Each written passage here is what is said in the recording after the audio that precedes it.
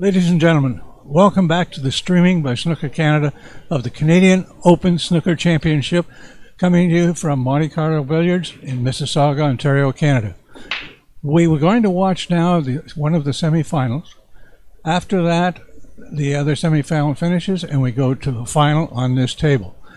So do not leave after this game, because the final will then occur, the first prize being $3,000, second place $1,500. Thank you again very much, and now I'll have the referee introduce you.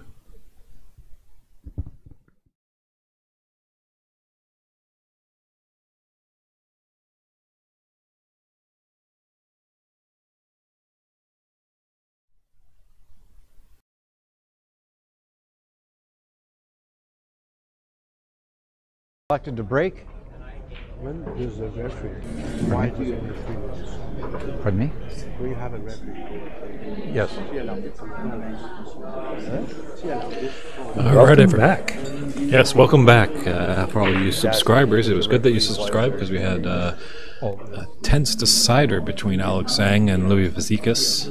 It went the distance, so we were a little bit delayed, but I hope everybody went subscribed. The distance, best of 7 onto the pink ball, right at the very end. It was could have gone either way.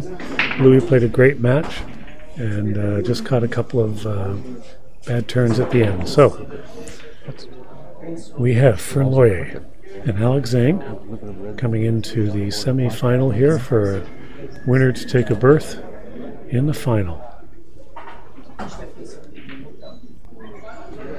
I think Fern is sensing that the pack is not quite square. It's interesting as a player that you can sometimes just see that pack is turned just a hair, which alters the way that you're used to breaking. Yep. Changes the angles. So he's asked Larry LaSalle to correct that, and we are now ready to go. Fern Loyer to break.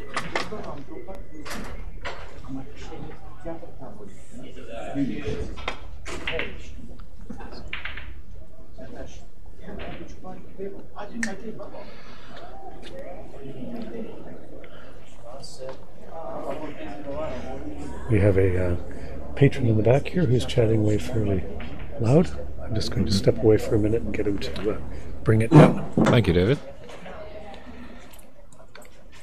Yep, we're in a live billiard hall here at Monte Carlo Billiards. You'll see the other semi-final in the background there is Renat Denka from Chicago against Alan Whitfield. So as we get scorelines updated on that one, we'll pass along that information to you. As well, you can grab the CompuSport app on your smartphone, and we'll keep you updated as well. But only 2 matches left. Well, 2 semifinals and then a final in this inaugural Canadian Open. That ball came right through and has left Alex a possibility right over the left corner pocket.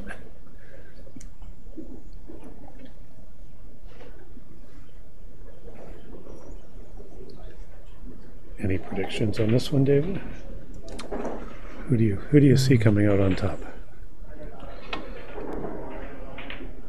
And it's kind of a catch-22. Both have played on the TV table, so they're familiar with this table, familiar with the surroundings. It's yin and yang kind of thing, as you know, Zhang was on that table just recently, and Fern has had a little bit of a break. So if that match with Lobsang and Dam Bizanet was any clearance, Dan came out strong, but then fatigue set in because he was in a long match as well. Certainly 2 different styles here. Alex is more likely to come out and play maybe slightly riskier shots, but certainly has the ability of potting and making a great number of shots. Good run builder. Fern has a little quieter approach to it, but equally as effective. Alex Zhang, 5.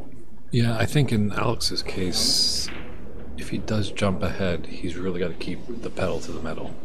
As we found yesterday, Floyd, he jumped up to a 3-0 lead, but Floyd crawled back to make it 3-2. A little interesting. And then Alex found his stroke again and dusted him off. The thing with Fern, someone was saying about Fern's game that he kind of sneaks up on you. It's almost like you don't expect a lot, and then all of a sudden Fern's in the balls and he's got 40 or 50 or 60 points put together in a run. So... Well, Kimberly, this is an amateur tournament, and we welcome it to any countries. It's just named the Canadian Open because we are in Canada. But if any snooker player in the world that possesses amateur status wanted to join, they can sign up at snookercanada.ca.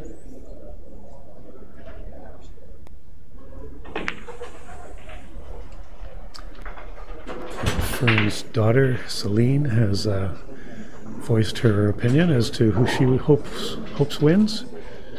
Obviously, that vote goes to Fern from his daughter. We'll keep you up to speed with how he's doing. 7. Thanks for stopping in and watching him.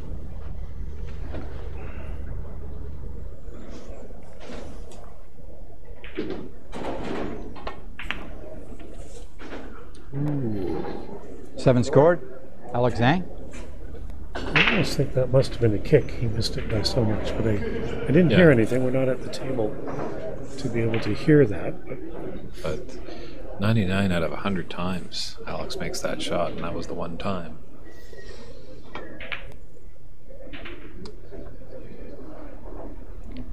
One. That's good. And Fern is off and running. Yeah, both these players are definitely capable. If you make one little mistake, they can really punish you.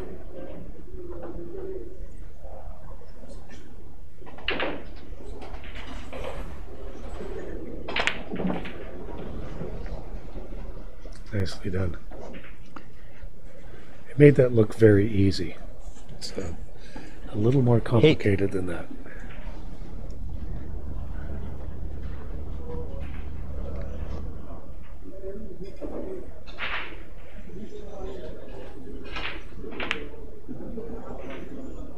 Nine. Yeah, I think on the note of how the tournaments are structured, Kimberly, I think when we have regional qualifiers and that stuff, that's just open to players in that area.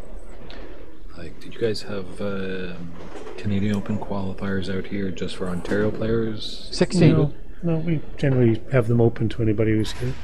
Okay. So our BC or Western Canadian qualifiers that we had in BC were open up to BC players, but I think they might have had some in Alberta. The tough part for these American players actually is the game isn't that strong over there. 16 scored. Bernoyer. Organization that's kind of putting it 16. together. Alex Zhang 12.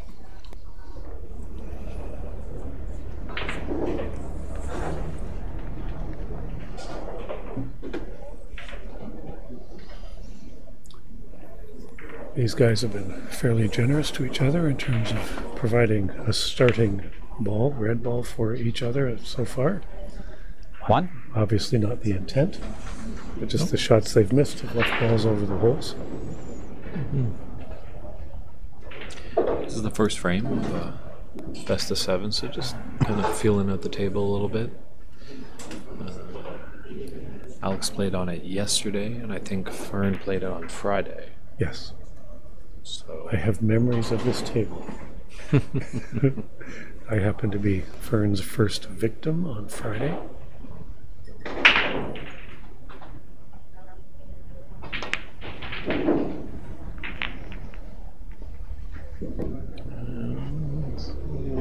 Mr. Red. And he has a straight shot at it. 5.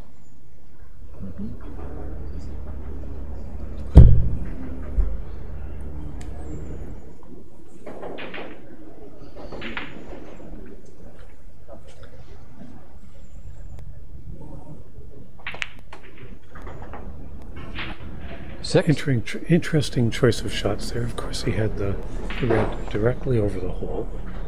But it may have been more difficult to play position, to guarantee position, than the slightly more difficult shot to the side. And I guess probably sometimes when you have another red on, if it's, not impossible, but a decent attempt at it, you might want to save that red for when you're not on a red. Actually, what he's done is quite smart here. What he's done is he's played position on another red, and he'll play the combination. Right? This is largely an unmissable combination. And just follow this through for black position off the bottom rail. 13.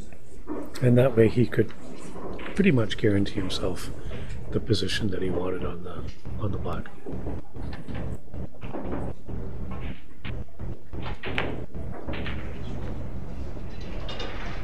That's certainly the sign of a confident player. That he knew he'd make the red in the 20. side, the pink in the side, and have options further down. So he's created that chance for himself. And Alex has been in a lot of tournaments and gone the distance in quite a lot and won some, so he's no stranger to these long days. So.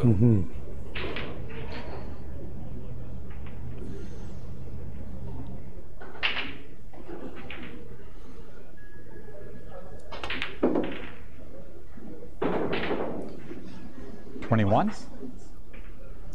Again, a number of lesser players might have chosen to play for the black there.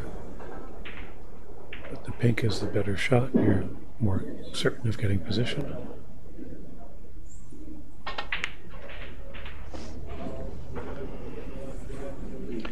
Yeah, Alex has got a few supporters in the crowd. It's nice chatting with them during our little interval break. 27. Comes all the way from Montreal, as Fern is from Big Nickel Country up there in Sudbury, Ontario. 28.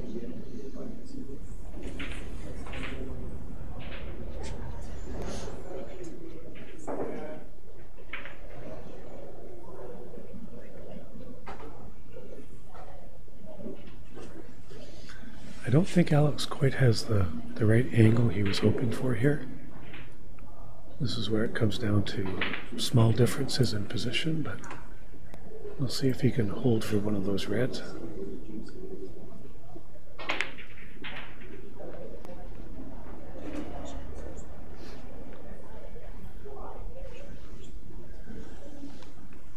If his, on his previous shot on the pink, if his cue ball had been about 3 or 4 34. inches further down table, he would have a choice of one of those 3 reds. As it is, he had to go the other way. 35. Yeah, good shot there. As much as it's a short shot, those ones are always just a little tricky. You're shooting into about half a pocket, and you have to play those in off the far side horn.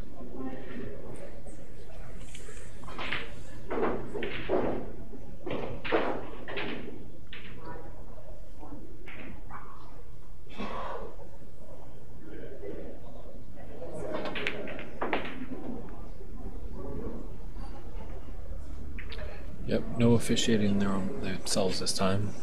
Got great Larry LaSalle right there, spotting and calling the rules on the table for this match, and Kevin Patrick is working the other semi-final deep in the background of our picture.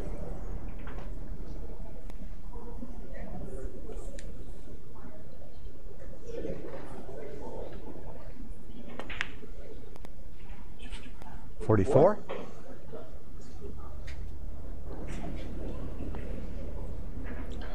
So now we're getting to that crunch time in a frame where players are very aware of the score that they have. At this point, we have 59 points left on the table. I think this pink is fairly tight into this left corner.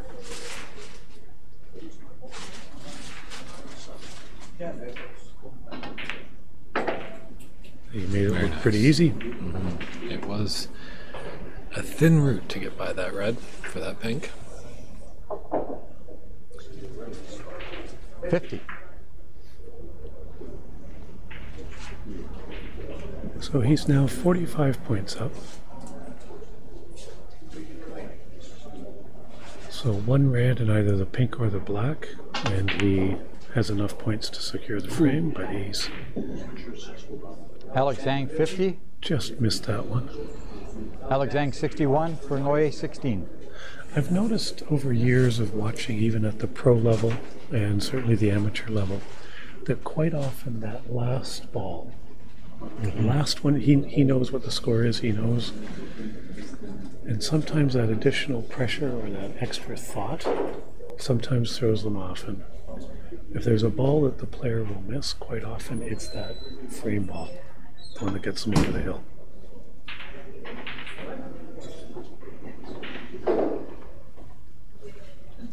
One. I suggest that's unfortunate for Fern, that he has Touching ball. Larry LaSalle has determined that that is a touching ball, meaning Fern can shoot away from the ball and it still counts as a full contact.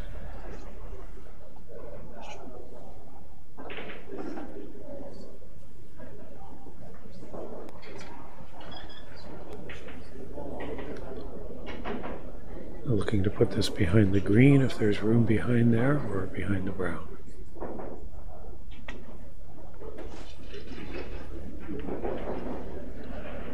Fernloye 1. What if Fern has brought his own rest? He's one of the Yes. only players, I think, that brings his own rest to tournaments. A lot of players do, but I didn't see much of it today or on this weekend. Okay.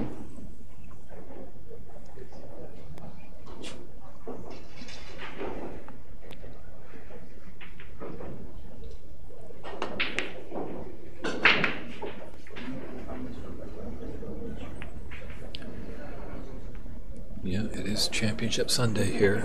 Only 4 players remain, and then 2 will battle off in the final on this table in a few hours.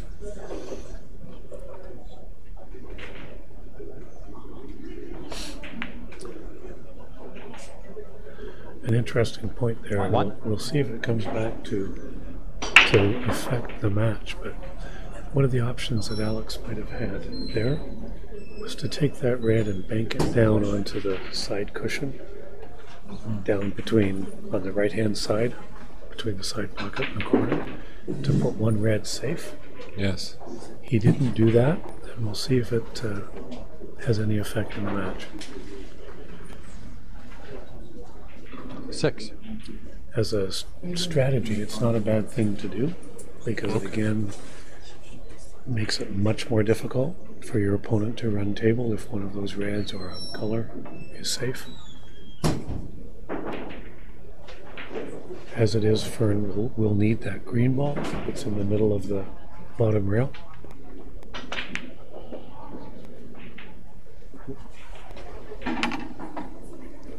Seven.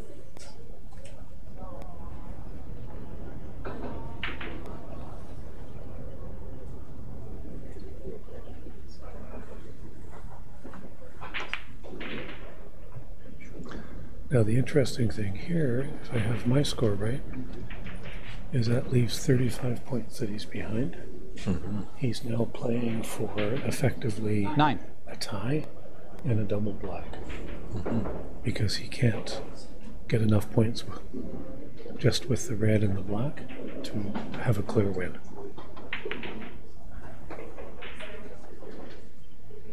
Ten.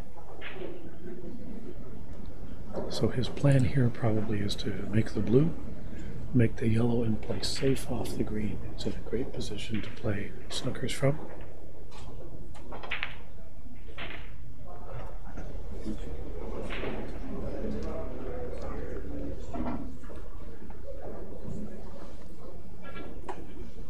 $15.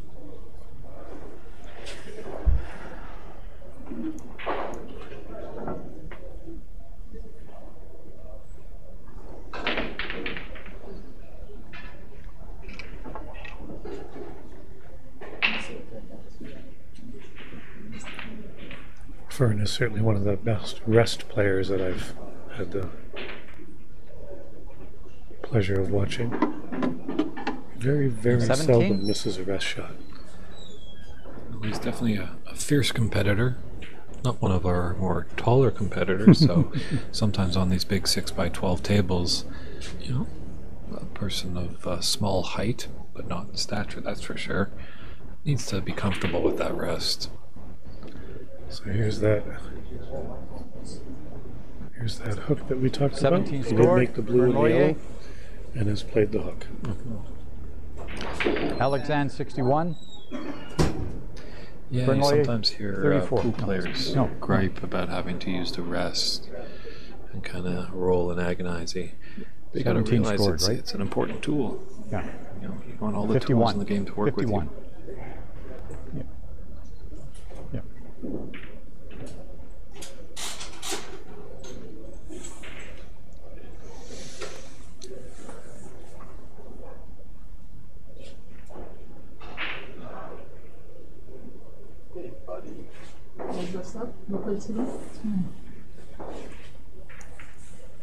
It's not the, is that the right score? Yeah.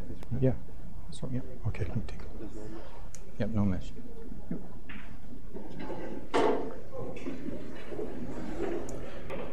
Alex just letting Larry take a look at the shot, just in case it needs to be respotted. But in this case, it actually is one that wouldn't be respotted Correct. unless he didn't make a legitimate attempt to hit it, which, of course, Alex will do. Coming between the brown and the blue. He hit the blue. Foul 5. So now Fern is in a position where if he takes these colors, he can win.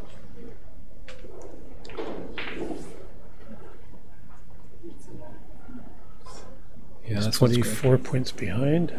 Sorry, 22 points behind, with 25 points on the table. Yeah, the great part of this game, you're never fully out. Unless you're watching a 3. century happen. Which I had the good fortune last year at the Whistler Cup to watch Fern knock one in. It's definitely a thrilling experience to comment on that. It makes my job easier. I don't really have to say much. I let him do the work.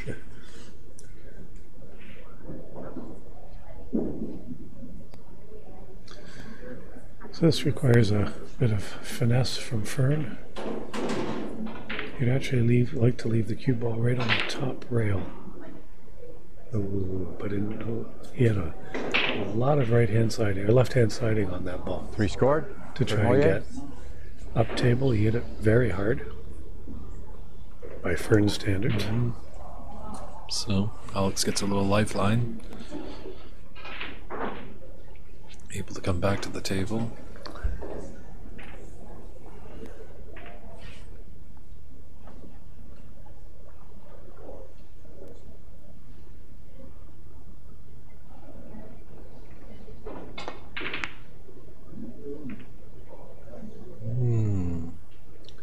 He missed one just like that in the 7th frame of the quarterfinal, and in the end got away with it. But he had a match ball very similar like that on the blue and misplayed it.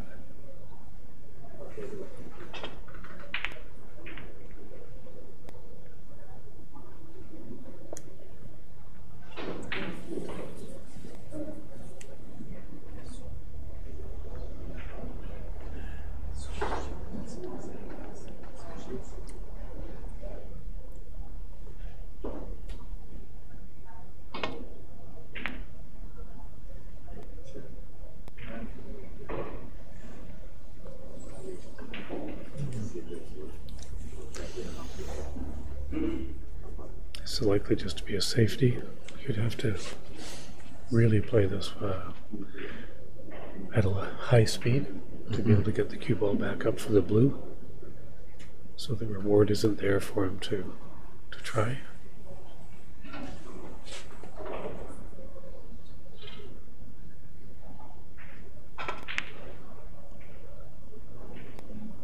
Just plays the safety. Very smart.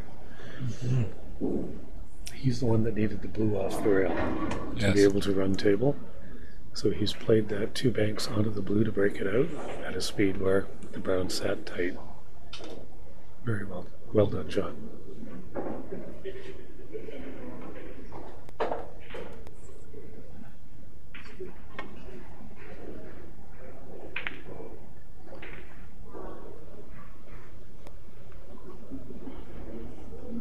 Nicely done. Yeah, as much as these two can pot really well, they can also play dynamite safety work.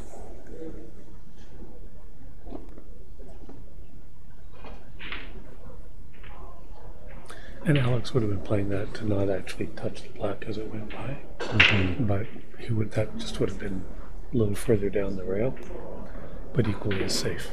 In fact, he's got a snooker.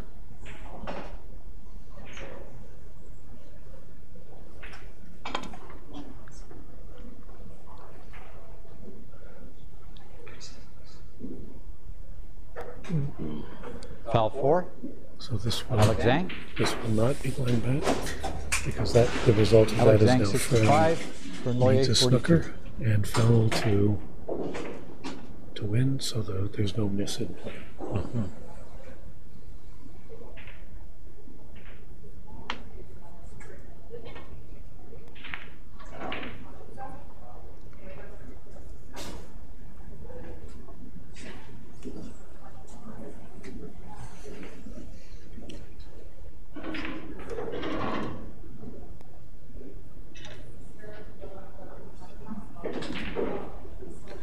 Fern will certainly be eyeing a cue ball behind pink and black or blue.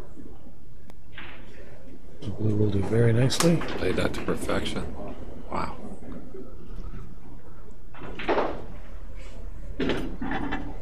What he has done is it looks like he's left Alex the side rail past the side pocket, and if he has, it's a relatively easy hit. If he had put that cue ball closer to the blue, it would have made it a lot more difficult to hit. But he has missed it. Game Foul back 4. on. Fern.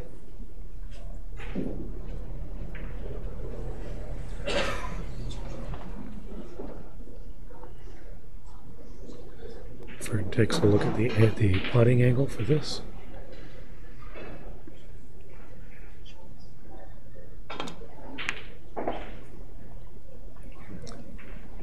And how's the weight on this? 4. Just teasing. It's never close. He's teasing us in the booth.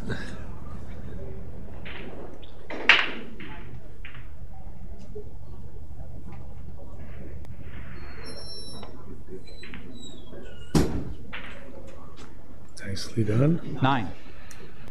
Suggests the pink does pass the black there into the corner. This would be quite a frame for Fern to nip. It's there. 15. Just. That one tempted fate there, but it did drop. 22. And one by Fern. That one counts as a steal. Fern has stolen that one from Alex. But, patience in playing the hooks. Alex certainly would have been counted on to hit that one rail hook on the brown, but he just missed it and paid the price. Well, Fern steals the opener. Hopefully he can keep the momentum going into frame 2, which will be coming up momentarily.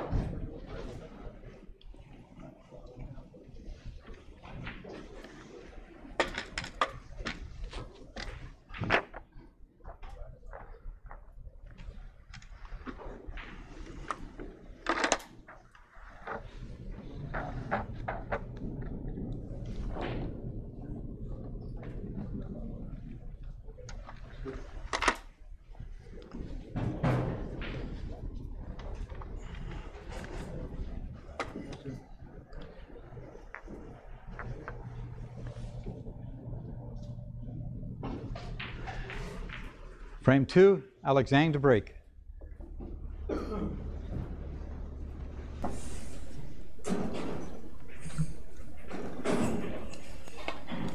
We're back. Alex Zhang breaking off.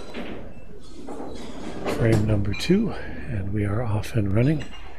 Alex will try and make amends for letting that one slip away. Not that he needed to be reminded, but he's certainly aware of what Fern can and will do if you give him a chance.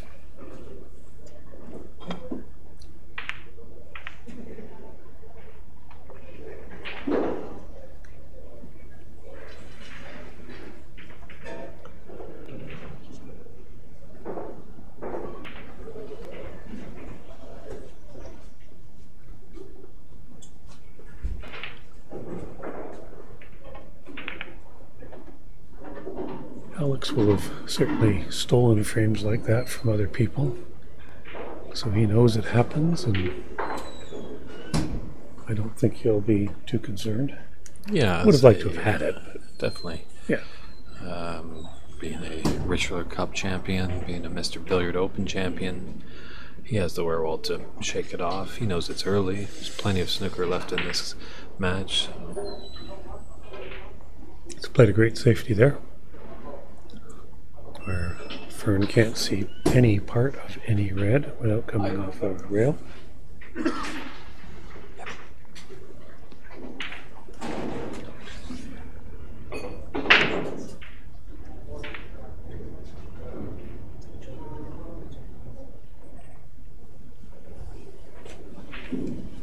Yeah, he's making Fern think a little. Mm-hmm.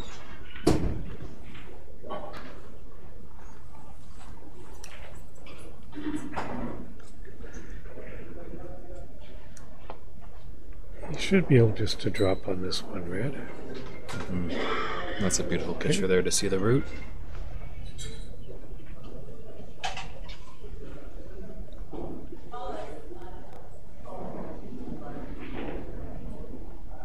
Have you had the chance to play Alex?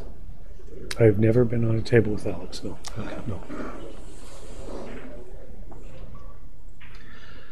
Me personally, I'd just be afraid too.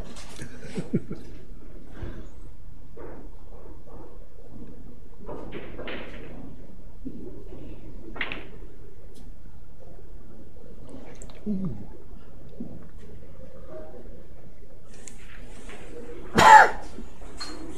was tricky, a lot of balls to cue over there. The margins of error are so tight. That ball on a pool table or something like that might be in, but on a snooker table, they don't drop as easily.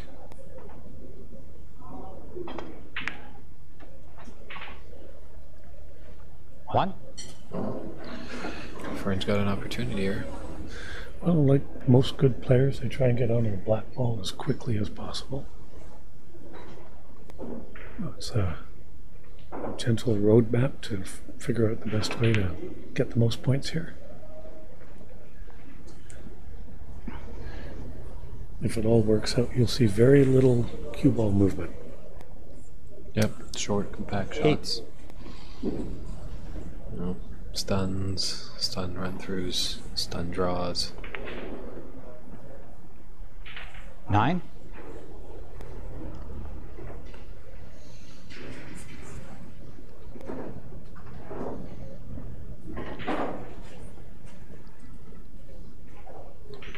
Yeah, you notice with these really great players like the ones in this Final Four, those bulk colors don't really move that much when they're into the balls.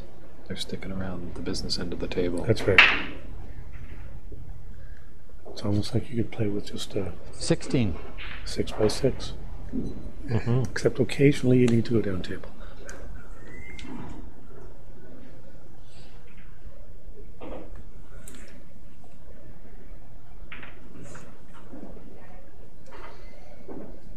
I think he's left himself very straight on,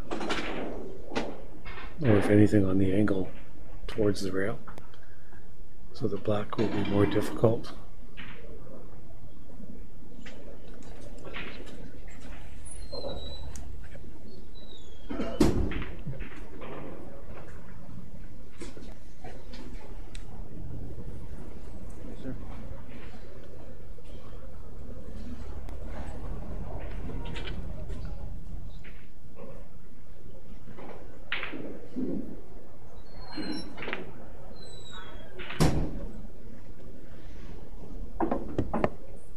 $17.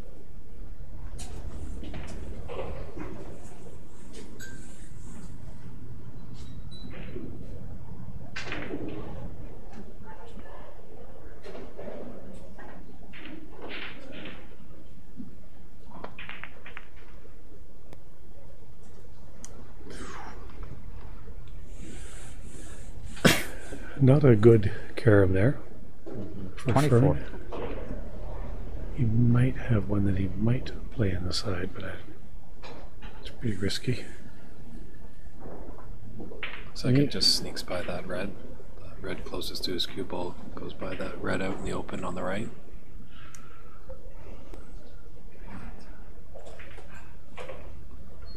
Knowing Fernie doesn't take any risky shots.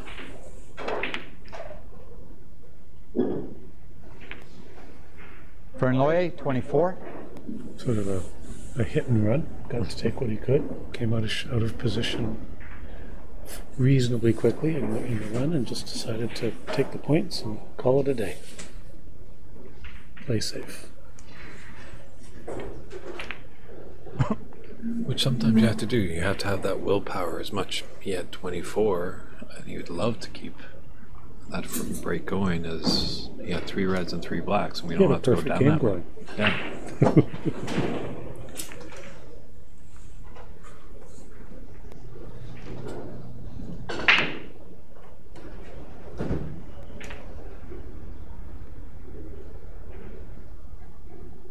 No, it's not touching ball.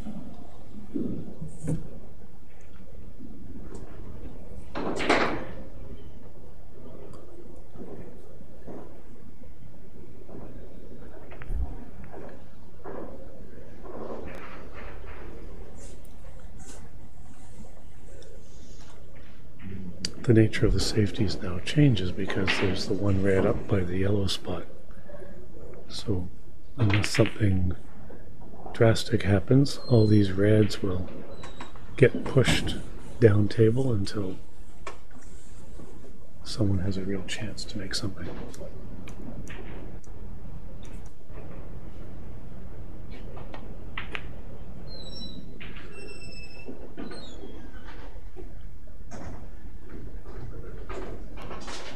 Yeah, with these high power players, it usually comes down to one small little mistake that they made that can change the complexion of the match.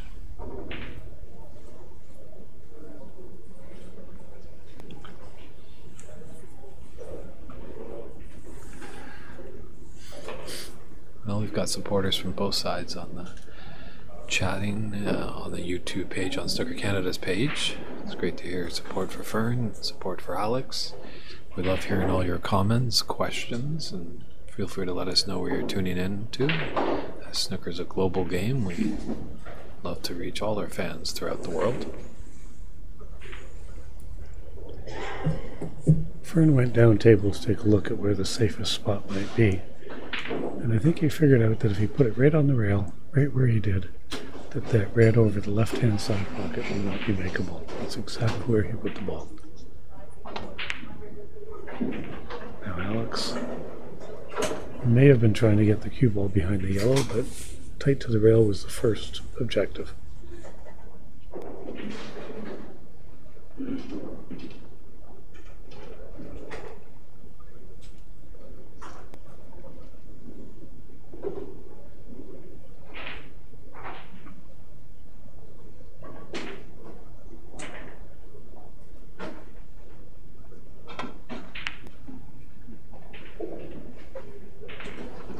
Ooh. Foul 4. Alex Zhang. Not what he wanted to Fernloy, do. 24. Alex Zhang, 4. Yeah. There's nothing around that black ball. It's wide open. And there may be one red ball that's makeable on the side, or he may be looking something in the corners.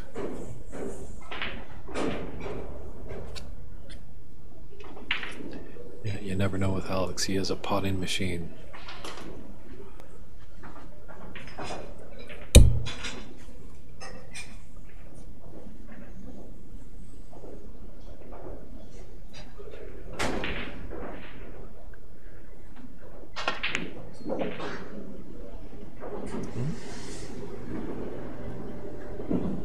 1. Now he's thinking he should have played shape on the blue.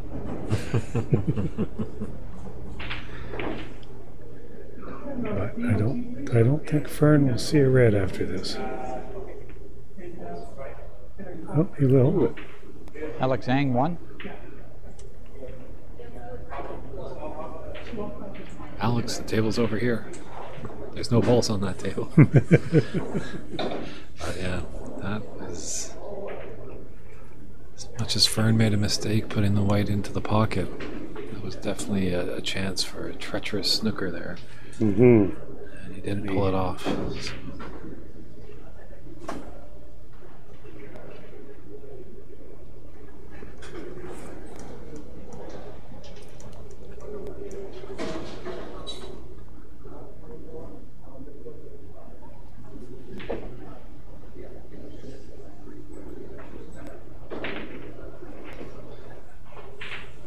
He's definitely in a tight spot here.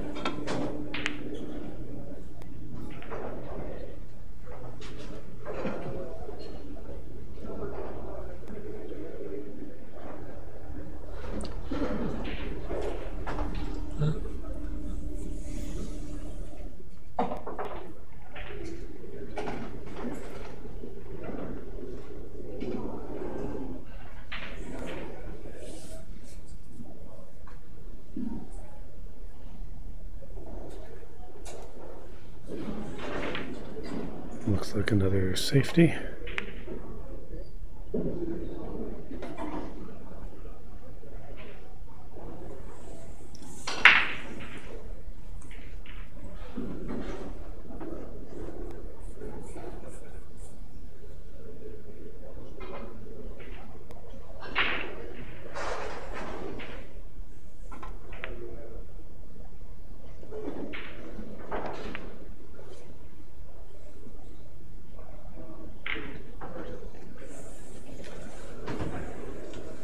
Lots of respect for each other here. Mm-hmm.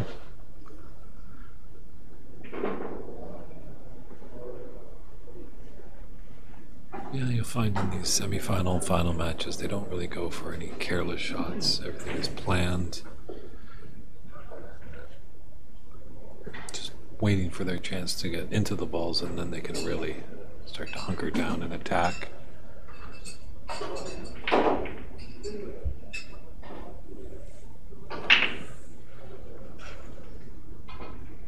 I have a feeling Alex is taking a swing at this. No?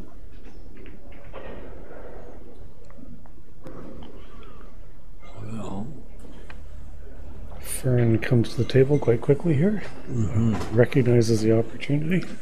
yeah, that might have been one of those ill-advised careless shots. 1.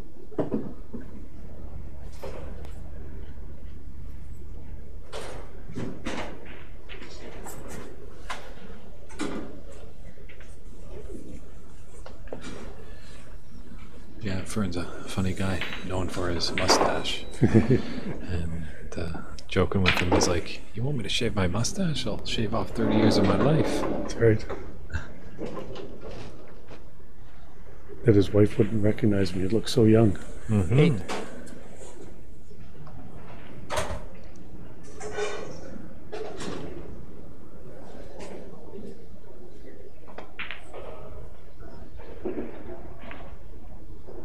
Nine.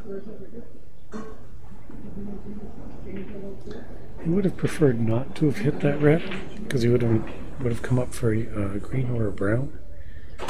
There's a much tougher yellow here.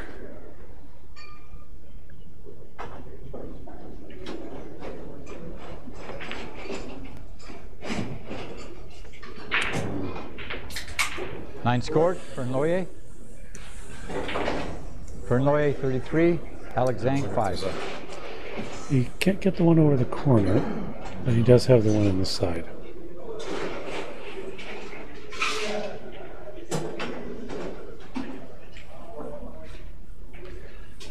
Yep, Fern's got a 28-point lead in this second frame, but still plenty of points on the table.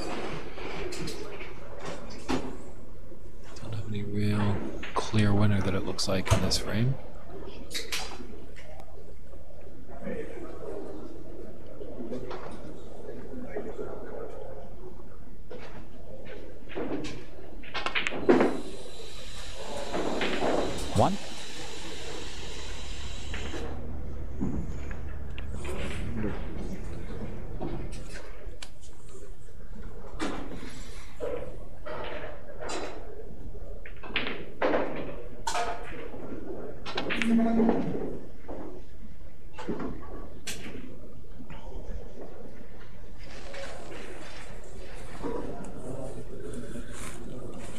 Yeah, Four. we're great to have all our viewers watching online, but nothing says snooker like watching it live. So if you're in the area of Monte Carlo Billiards here in Mississauga, come on down as we're getting close to crowning a champion of the Canadian Open.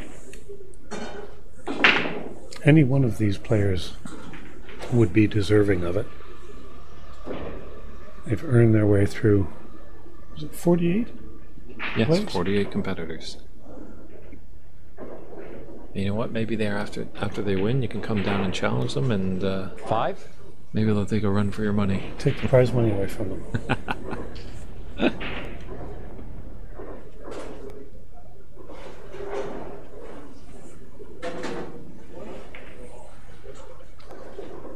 Alex would like to come down a little further for this. See what he has in mind.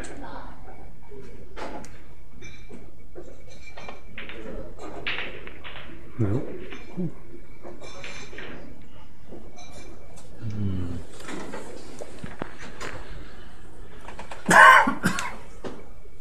12.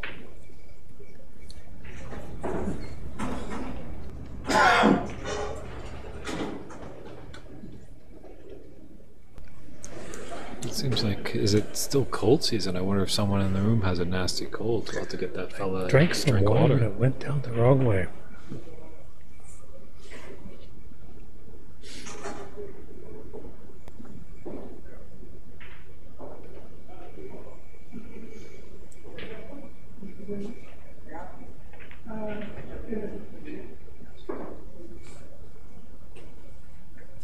Alex Zhang, 12.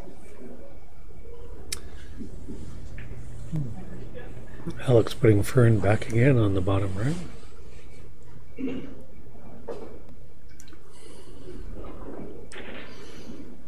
It's hard to make balls from back there. Nope, it's a big table. That would be a long shot, I think. If he was to pot anything, it might be about 11 feet 10 inches that he's got to travel.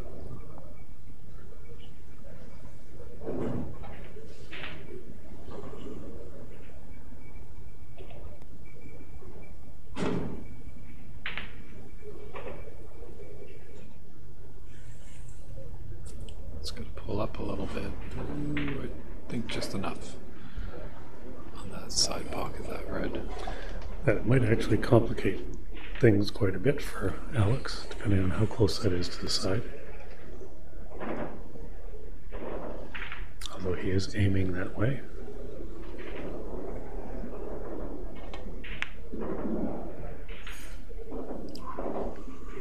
And he's off and running again.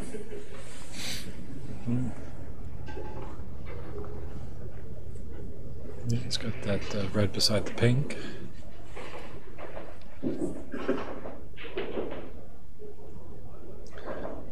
Looks like the pink is his choice on this one.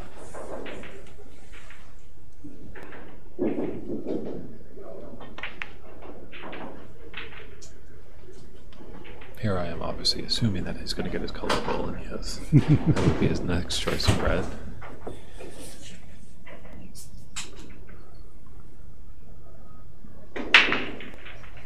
Seven.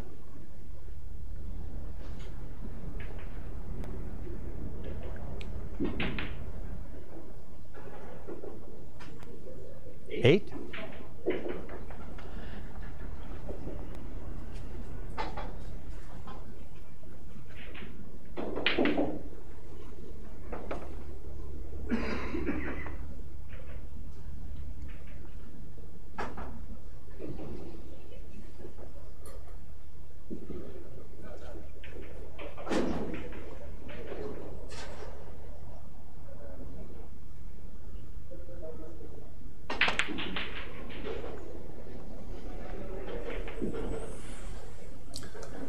So again, one of those difficult tables to, 15.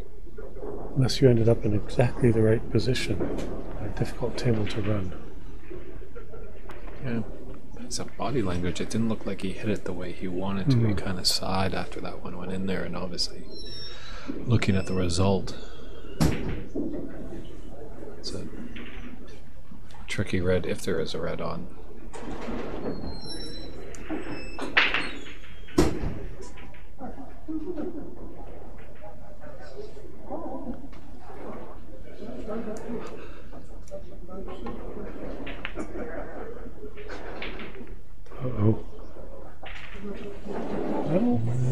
13 scored. Alex Zhang. Is that a Fernloye, 33. plant Alex there? Zhang, Those 32. two reds into the corner. That's it from this vantage point. I think it's a straight plant combo. Yeah, Fern's not even. Well, here he comes around, but I don't even think he's taking a look at it, so obviously it doesn't go. No.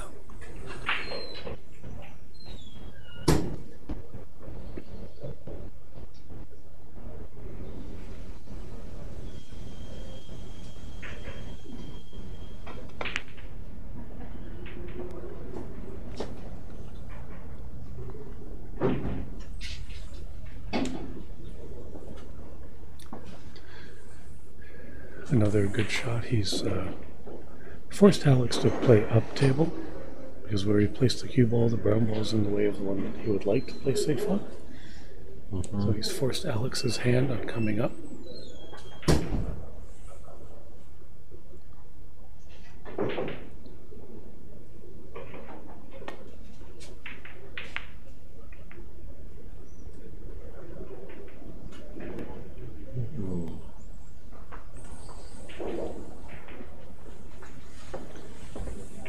Might go in the side, but it would be very, very tight. The corner is covered. The left corner by the yellow spot.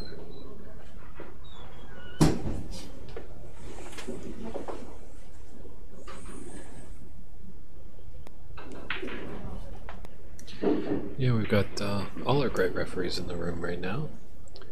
Larry LaSalle obviously has been our roving referee and is our referee on this table right now, but Kevin Patrick in the back, who was working with us on Friday, and Jim Jack just taking it nice and easy and enjoying all the great snooker action.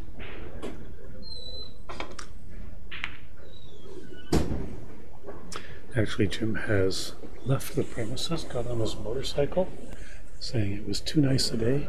He had to go for a motorcycle ride. I think with the way this spring has been, that anybody who has a motorcycle is probably out there today. Yeah, he almost sucker punched me when I said, Jim, you can be doing that for the last 3 months in Vancouver. And you can have mountains on one side and the sea on the other. So I might have a house guest pretty soon.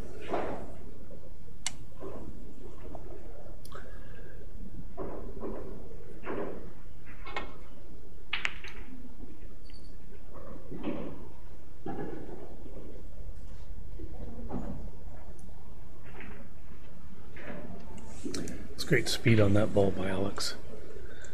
The side pocket is shut down by that red close to the right-hand rail. He just about froze that red to the bottom and made this safety fairly difficult.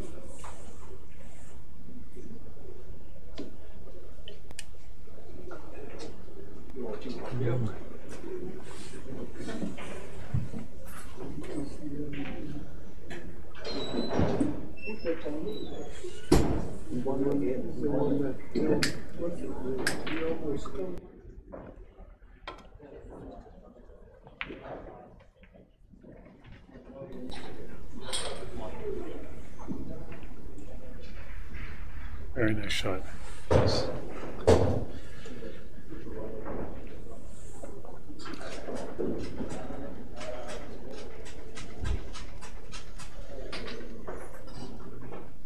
Alex is looking at that one in the side. It's pretty thin cut, but makeable. And it may even be a slightly big pocket with that red. If he was to undercut it, we can't see from this angle. He went that way, okay?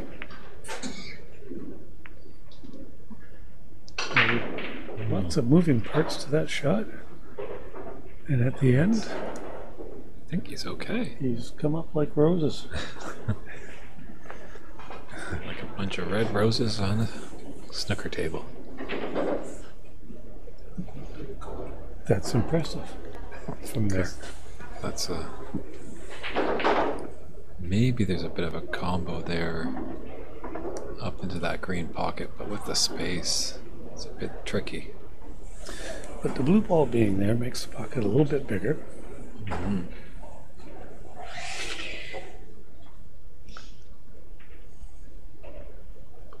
See Fern shaking his head.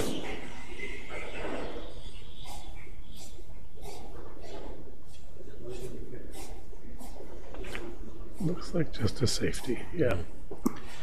And snooker players and golfers are alike. They're never really happy with anything. They're always got a little shake of the head. It always could be better. Well, it always could be. It's a mark of a professional. They're never really satisfied with their shot.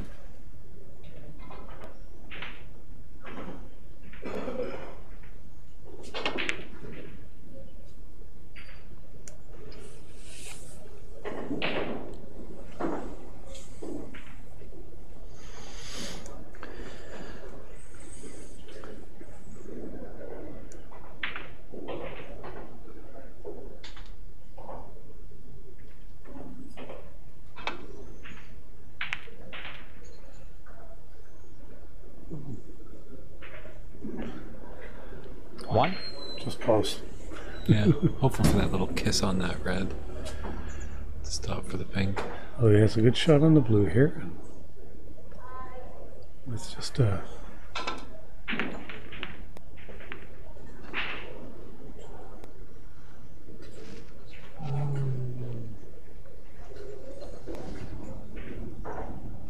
Six.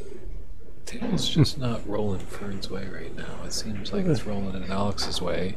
A few shots ago, Alex hit that shot that seemed like every ball on the table was moving around, and he turned out fortunate. and yet Fern is still the one with the points. And the lead in this match, 1-0, still early. That run of 24 points early on served Fern well. 6 scored. Fern Loyer. Fern Loyer 39. Alex Zhang 32.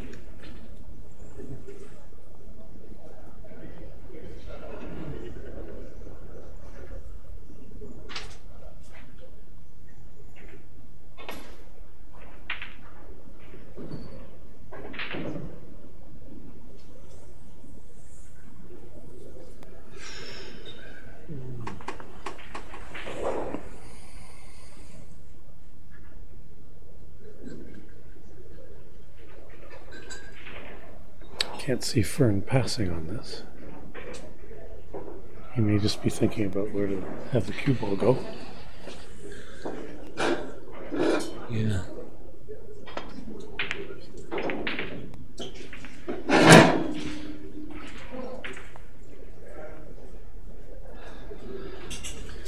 Red balls just keep. Sorry, go ahead. That was the one where I saw there with that shot of those three, the two reds and the black on the top cushion there, just canning into one of those. So He certainly had to get past that.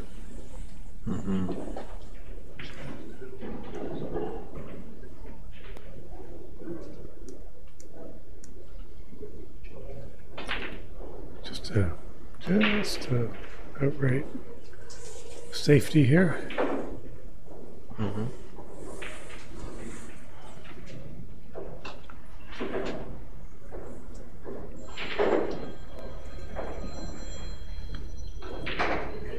It's actually a very nice shot that he played there.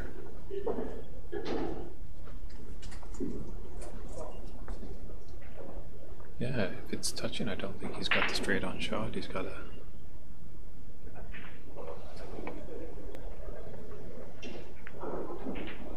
kind of do something like that. Yeah, yeah. Now he has left a shot.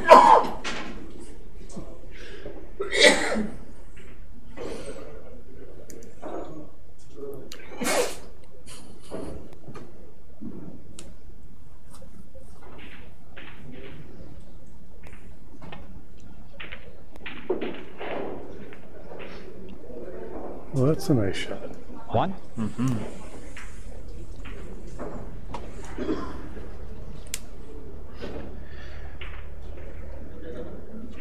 It's interesting with these close frames sometimes that go back and forth. They really can be momentum changers. Sometimes if your opponent's on a big, large break and they get over the line early, you can just kind of result. Okay, yeah, you won that one, but let's play another. I'm okay. But losing this one by close or just winning it by close really boosts the morale.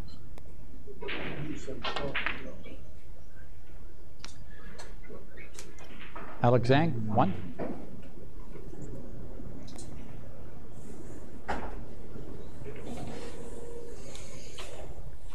Not certain on his thinking on that shot. To hit the green that hard made the shot difficult. And there wasn't really a great reward for doing it. Mm-hmm. So I'm not sure.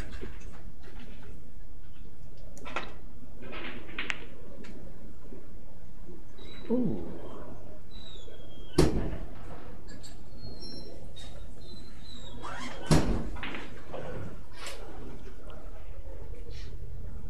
How's your luck on this red, Alex?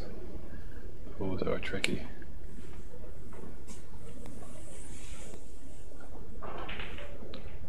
If he's able to do it, it's good reward. And played at the right speed there. You may not see the red if he misses. No.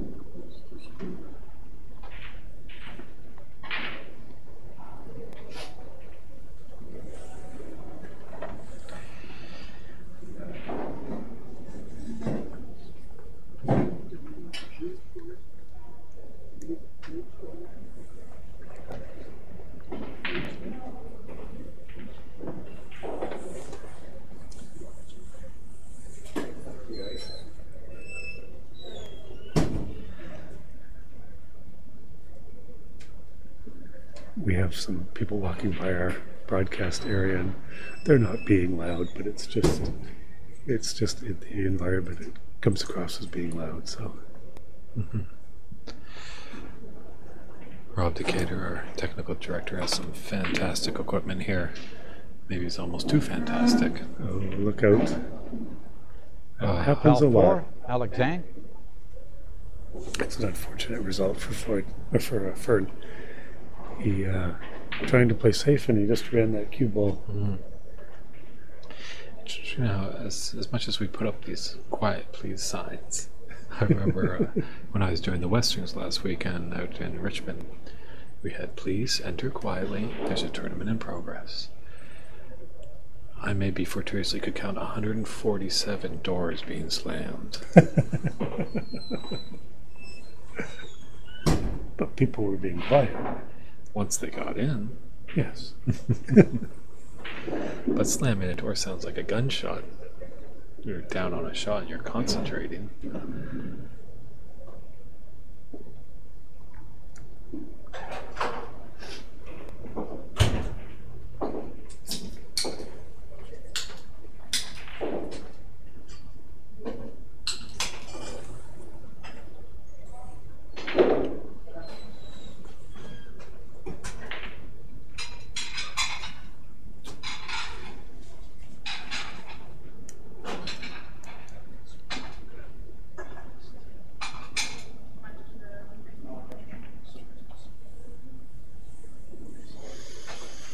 Going in the corner, I believe.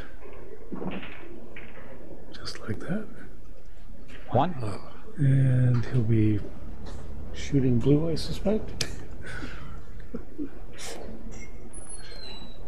Just thinking out loud.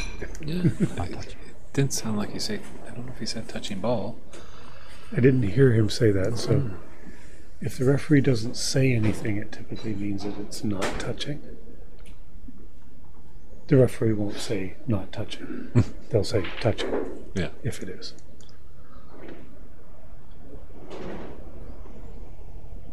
Yeah. A good referee always likes to say positive.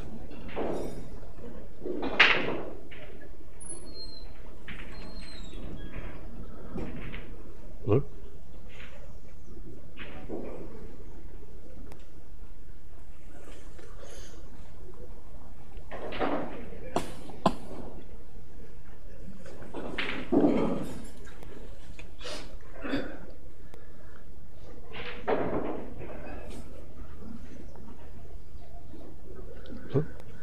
I think the problem with this shot is that if he hits it on the angle that he's allowed to, is teasing the side pocket.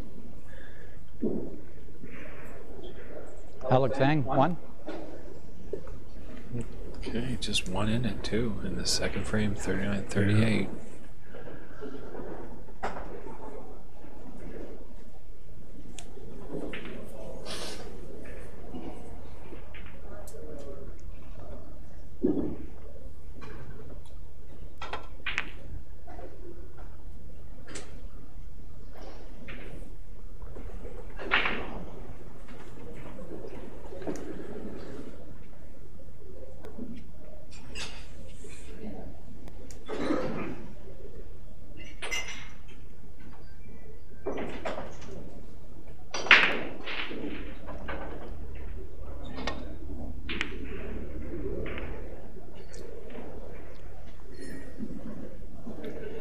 Is there a threat of the cross double being on there? And Yeah, the balls are pretty close there.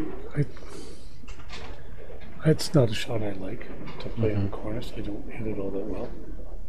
the cross double or Like, the yeah. straight on? Some of the players really like that, to play that shot in. Mm-hmm.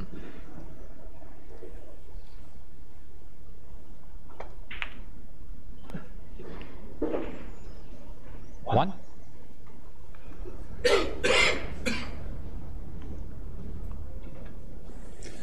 This is a shot where your lesser amateur player would be playing the pink. Mm-hmm.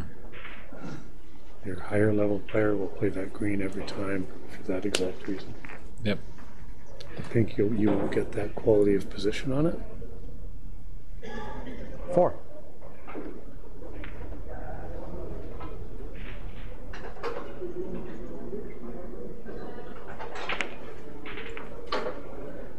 Very nice. Yeah, I couldn't say it any better. 5. You know, when you're first learning the game, you learn the really important high value point colors. But sometimes you got to remember, position is the big part of the game. And Vern's showing his great experience in the game. He's okay. I don't think that brown is. He's looking closely. I thought that 11. might be a little hard.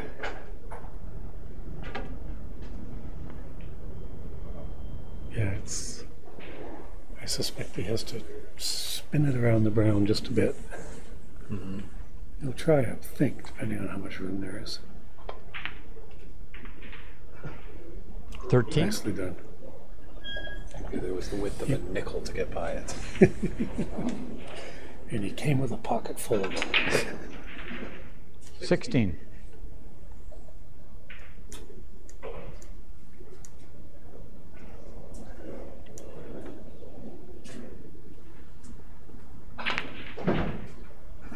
$20. So this is looking good for Fern to take a 2-0 lead.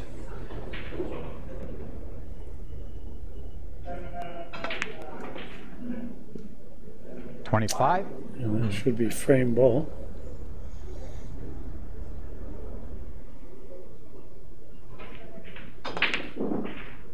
$31. And Frank. Pink That's all seals the you need. deal. So Fern Loyer from Sudbury, Ontario takes a 2-0 lead over Alex Zhang, hailing from Montreal. It's kind of almost like a color of money kind of match.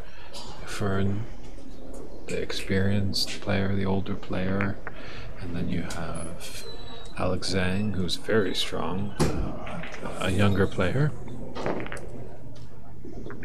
I've just got an update from a far table that Alan Whitfield is defeating Renat Denka 2-1. I'm just going to take a bit of a break. I will be right back.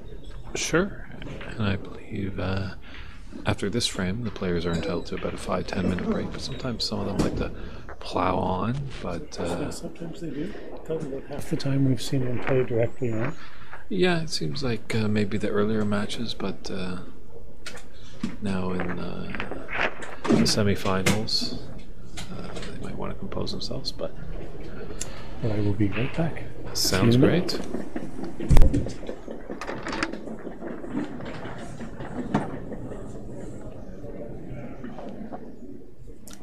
Yeah, just as Larry LaSalle sets up the balls in the frame, I just want to let you know some great snooker information.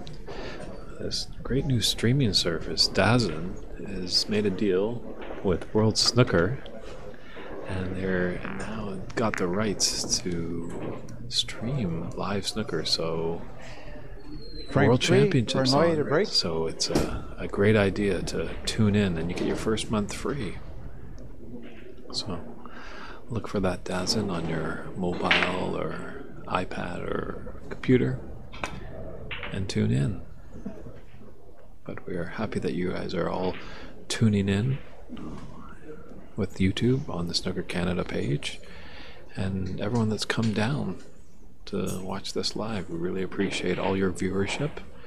It's a good idea to subscribe if you are on YouTube, because you'll get notifications when all the matches start here, and even future matches that will be carried on.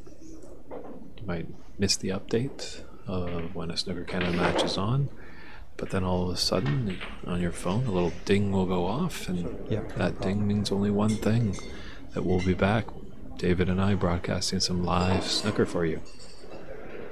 So frame 3 just underway. Yep. Great shot there by Alex as Fern is snookered, but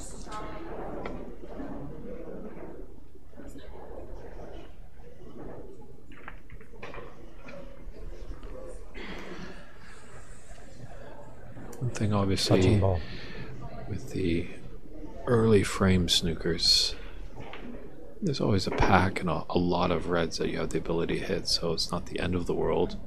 The only problem is if you go into those packs, you don't want to leave anything with your opponent on. Larry LaSalle called a touching ball, so Alex was able to shoot away and promptly did so and got his cue ball back safely to bulk.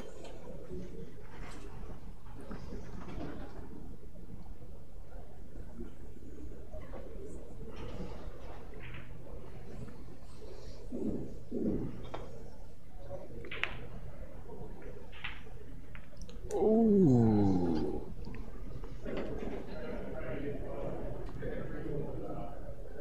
Fern stands up and pauses what seems like for an eternity. He's quite surprised that that didn't drop, as am I. Ooh. One. Okay.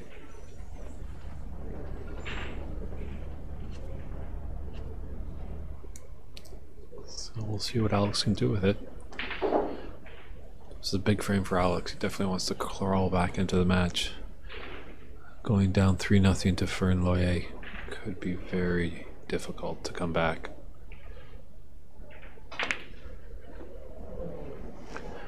We have had some matches this weekend, definitely, that players have gone up 3-0 and players have come back to tie it at 3, but just didn't have enough in the tank to complete the comeback.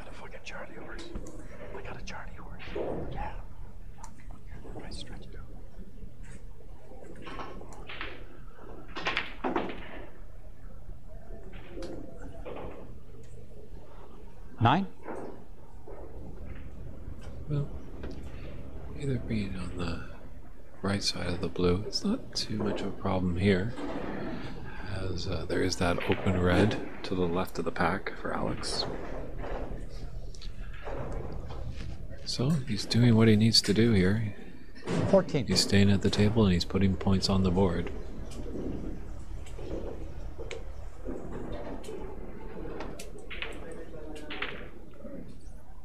$15?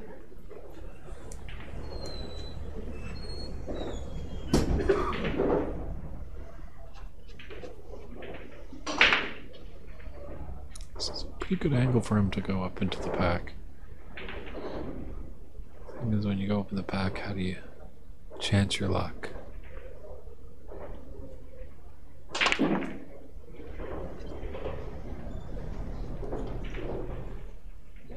And he looks to be okay. So he's brought a few out into the 22? open.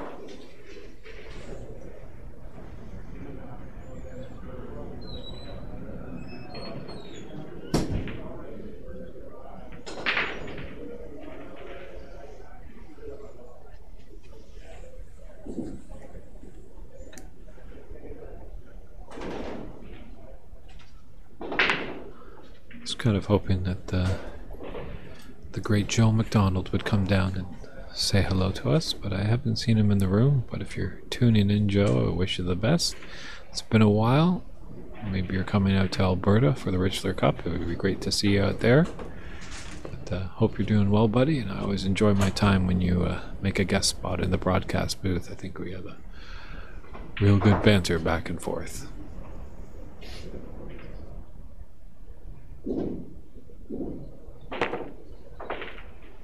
$23. Yeah, I just had to look out for the push shot Alex did there. With coming back into the pack a little bit, has developed some reds.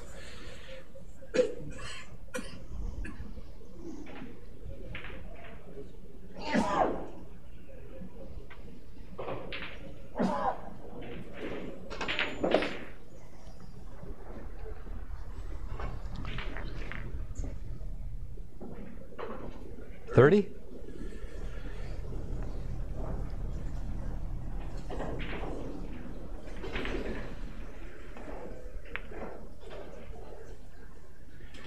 Yes, we call it the Richler Cup. It's our crown jewel of the season at Snooker Canada, because the great Mordecai Richler, a Canadian author, who was a huge snooker fan and wrote a fantastic book called On Snooker. Really tells some tall tales of the greats and all the characters that played this game, some funny anecdotes, some somber stories, some great highs and some low lows, but a real fantastic 36. read. If literature is your game, another great writer out there, Ryan Lester, 37. has written some fantastic books. A short little novella called Dead Clown Blues, and a reality-based TV show drama novel called Die Famous. And talking with him, he's kind of exploring the world of snooker in his new novella. So I can't wait to get my hands on that book and take a read. So many people of all walks of life really enjoy this game of snooker. As some of you that watch the pro circuit might see Ronnie Wood show 44? up with Jimmy White at various tournaments.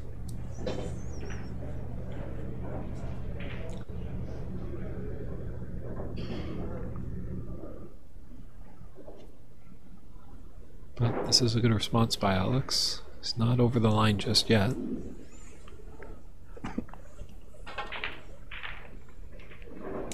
$45.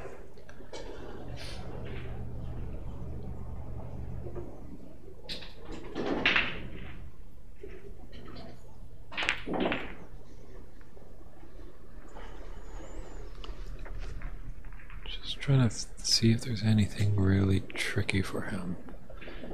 There's a 52. I think this red goes through that gap between the pack and the pink into the side pocket. 53.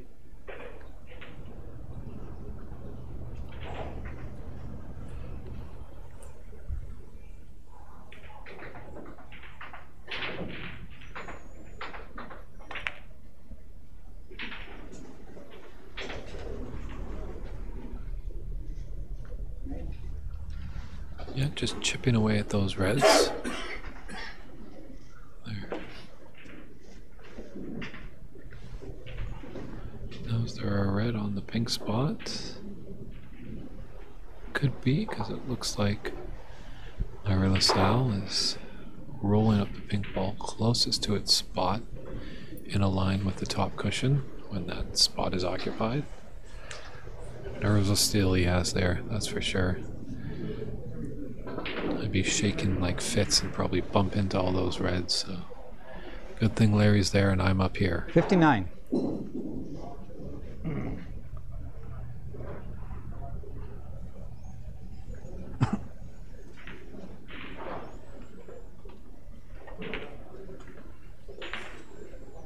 $60.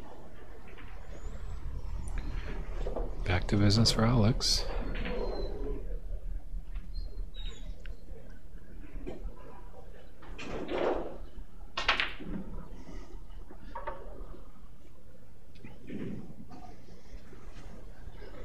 75 on 67. the table and 67 ahead.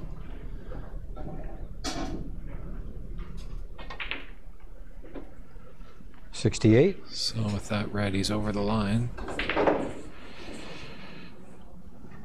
Now what can you make of it, Alex? Although Fern would only need one snooker.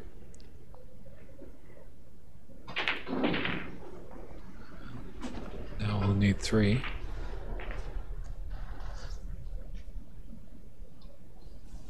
$75.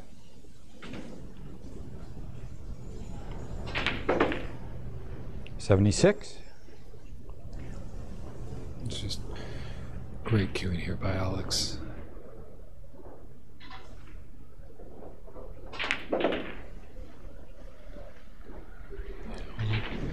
When you get into the zone, you're just completely 83. focused. It's just you and the table. You kind of just think that you're in the practice room and just having some fun.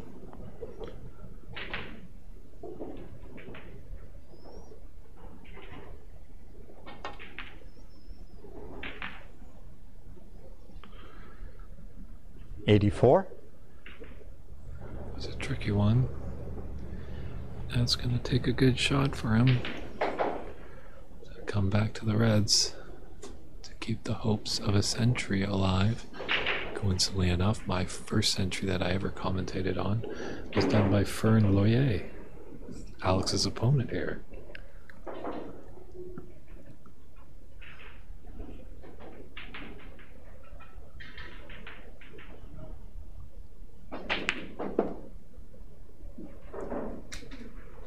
So you're going to tip in. Oh. Just leaning to the left, just kind of willing that in. 88. Now, those two reds glued together left of the pink. Is there a... Somewhere, is it coming back? Is it? Oh! 88 scores. Alex Great Zhang. job there by Alex. frame. Crawls back in the match. Round of applause. Be a from him. short 10-minute break. Oops. Larry LaSalle's called a short 10-minute break. So Fern Loyer leads this match 2-1. It's a best of 7, remember everybody, so the first to 4 frame wins. We'll take a little 10-minute break, step aside, feel free to pour yourself a cup of coffee, and we'll be right back.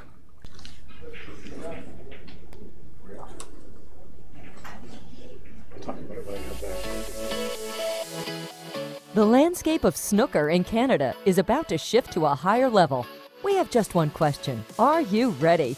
The Canadian Snooker Tour has seen a lot of changes in the last 7 years. An increase in player participation, tournaments, and yes, more prize money.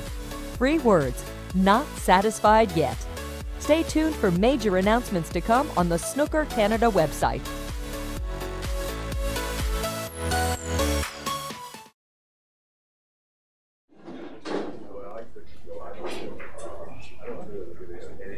So it's fresh air every time you go.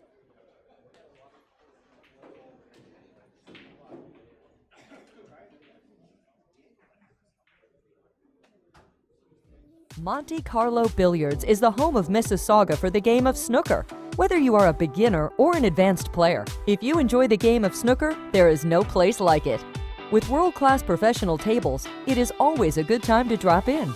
We also offer lessons, leagues, and group functions. Great food, great atmosphere. MonteCarloBilliards.com.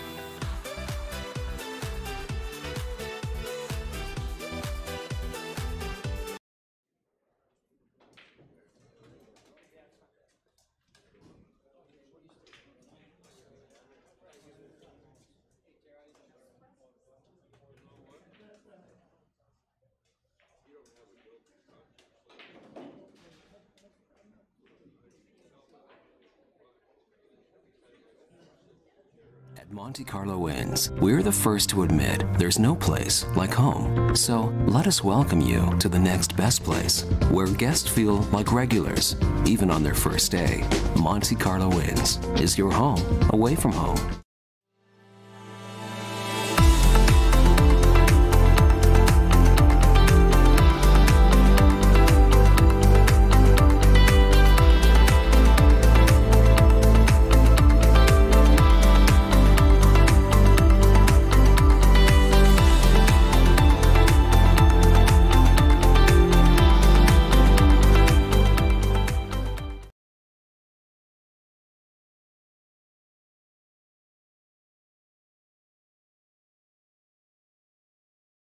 Well, it's amazing how the technology of snooker has evolved in recent years. We all spend the whole day watching these, well, a derivative of these. But Peter, what an amazing journey, and how far it's come since the ivory. Yeah. The ivory ball, of course, is supposedly the improvement from a wooden ball, so we believe. But the ivory is the ball that was used up until, for the professional championships, up until about 1928. So comparatively recent history, we've moved into plastics, although plastics were a snooker ball or billiard ball was one of the first things made in plastic. And we've got a sort of example here. This was made by the BBC up in Scotland for one of their science programmes. It's actually a wooden ball coated in cellulose celluloid. That sounds quite flammable, because you hear all these stories about back in the old days, balls would literally explode if they were hit too hard. Is that a bit of an urban myth? An urban myth, probably, but with some truth behind it, in that the actual balls used to be made with compressed gun cotton and then coated in celluloid. So I would imagine that any heat on them, and they would actually flare up on the table. And the story goes, of course, that they brought out the 6 guns, particularly in the States, to do it. So they moved that off on the plastic, and there was a prize given to come up with a new invention to replace the ivory. What then developed from the celluloid one was to use, going back to bone again. And this is a crystallate ball, how it started off, which is bone and a cellulose compression molded. And of course, you'll see that they have to break them up and grind them. From there, they moved on to a resin. And the resin was a poured resin, and this is where you get to the supercrystallite ball, for those people who remember it. Glass mold, used to just break the glass mold off and then go into a grinding machine, so you ended up with the supercrystallite ball. And a lot of smashed glass. And a lot of smashed glass, yeah. They actually just put it into a concrete mix and turned it upside down and ran it with a wire mesh on it. It was an easy one to do. From there, they moved on to the tournament champion ball, which again is still a poured resin ball, and again, a sample of that there. The tournament champion balls, the standard tournament champion balls, are within 3 grams of each other in the snooker set. The current modern ball, which is that one, which is again a tournament champion, but they are now balanced to within 1 gram of each other. The only problem that really gives you, and if you're in a club and you've got a 1G set, the white ball is the one that will wear out. And so if you go to get a replacement, you must take one of the reds with you so it can be weighed, so that anybody supplying you with the ball finds one that's within 1 gram. Otherwise, you're going to be playing with sets that aren't balanced. And presumably, as these derivatives came on from generation to generation, the way the game was played would have changed, because the feel of the balls, the weight, the run on the cloth, everything would have been different. Well, in fact, you've got a thing here where the crystallite ball was probably weigh in the region of about 150 grams. When you went to the supercrystallite, they would drop down in weight to about 141 grams. So the players, when you've got to, particularly the top players, would notice a difference. And they talked about the angles being different. So yes, as the things have developed, whilst they have tried to maintain the weight to be as similar to ivory as possible, you've lost some of that. And so the game has changed and developed. And of course, the cloth and the way the tables are now produced have all had an effect. Okay, you can speak for the previous generations. I'm sure the current players would say the game is more difficult, even though the technology has come on in leaps and bounds. Do you think it's more difficult now than it was in the old days, or is it the other way round?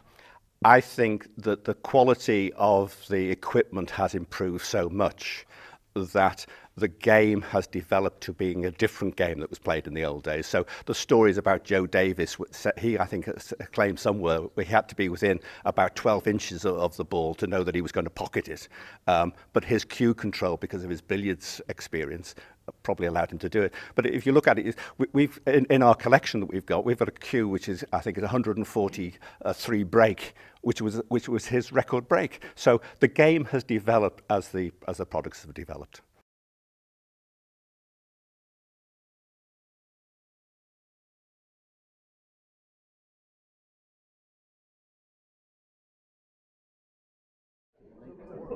Oh, really?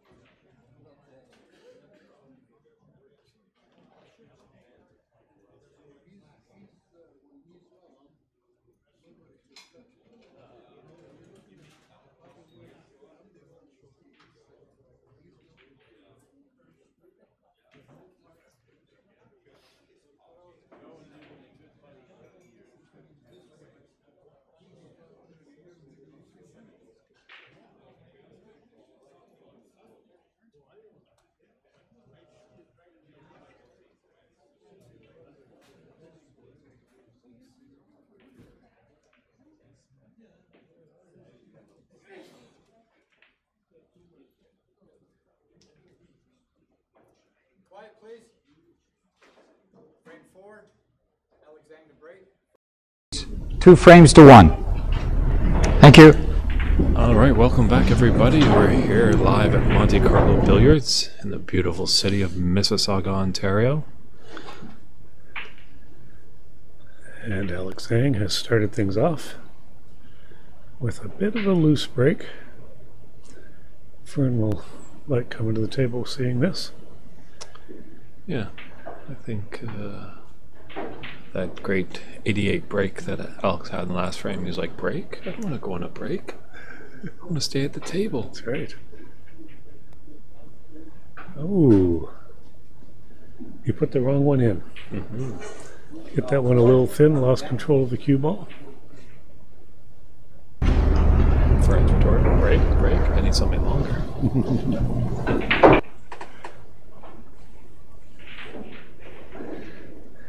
Alex comes down, takes a look at the table, and trying to figure out where he'd like the cue ball to end up after he makes this red.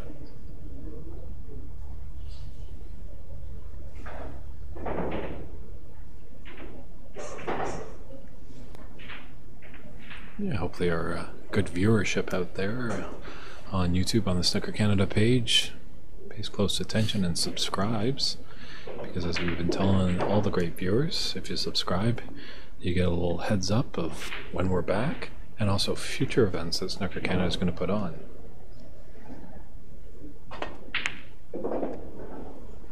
So, a great way to get out of work. You know, sorry, boss, I got to take this call. It's snooker. I've got to go. I understand that one. It's Alex and Fern in the semifinals. This doesn't happen that often. But actually it should. These are two excellent players. In this shot, if he makes the black, the white should just carry him into that second red. And possibly hold. Not quite. He didn't make the black. Alex Hang, 1.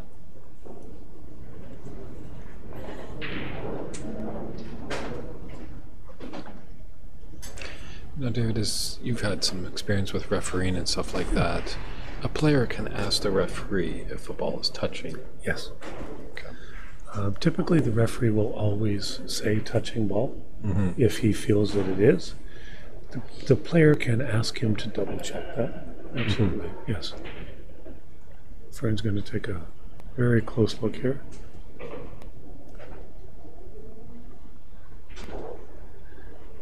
People ask me why I will wear my glasses on my head when I play and when I'm around a snooker table.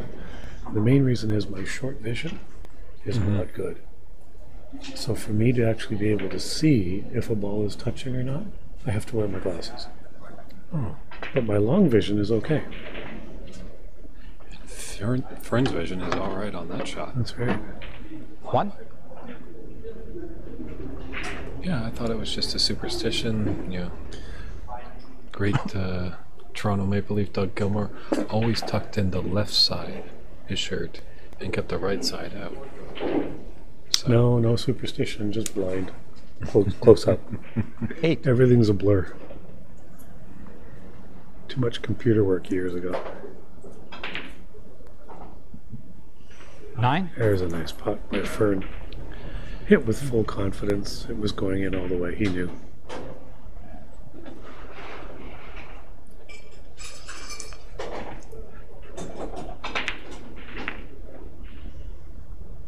That's the shot all these guys like to play. Actually, they'd rather have it go in directly off the black instead of coming off the top rail 16. and into the pack. So they'd rather be slightly below the black than above, as Fern was, but in this case he didn't have that option, and Not touching. you get Not touching. more action off the cue ball when it goes in directly, more control of what you're doing. And as much as these are immaculate tables, you know, maybe a little speckle of dust could maybe flitter down towards the rail and throw the ball a little bit off. May not be a good kiss for Fern. 16. It's okay. Fern Laurier.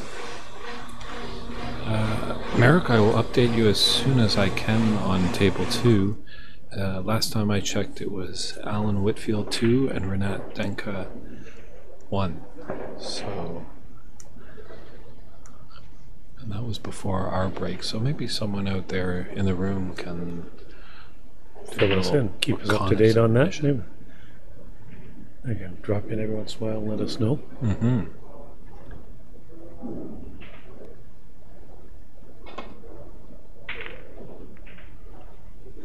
It's almost filling in that last frame too, David, that you're my century pokeroo.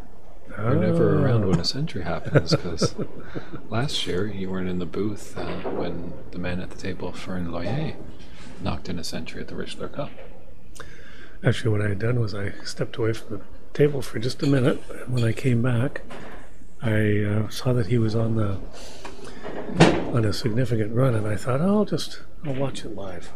And it's interesting because in this, David's talked about coming down and seeing it live versus watching it on the screen. And the precision that Alex played on that run was so nice to watch live. It was really different. So if you do have the opportunity of coming down, these are the two semi-final matches. If you're close by, you can still make it for the finals. And it really is a treat to watch. I know when myself and there were 18 other Canadians went over to England to watch the Masters in January. And very different watching it live. Yes. You'd be amazed how slow they shoot. That's when I took away. Mm-hmm. That they don't hit the balls hard. They don't. No. It's precision and control and finesse. And that's what we love about this game. It's not slamming and banging and going like a wild man. It's a refined skill. This is an interesting shot. Watch where the cue ball goes here. He's trying to get it between the two reds just above and to the right. Oh no, he's going slightly different. Okay. There was a gap there that if he had played with a bit of pace, he might have been able to get through. But it would have been very tight. Yeah, that England trip was fantastic. I thoroughly enjoyed myself as well, and I think there's talks within the Snooker Canada camp that there might be a trip to Germany this year in for February. the German Open or Masters. German Masters. I think this might be the only Open, the Canadian Open. I'm trying to think if there's an Open on the pro circuit. I don't know. There's championships, there's classics, there's Masters.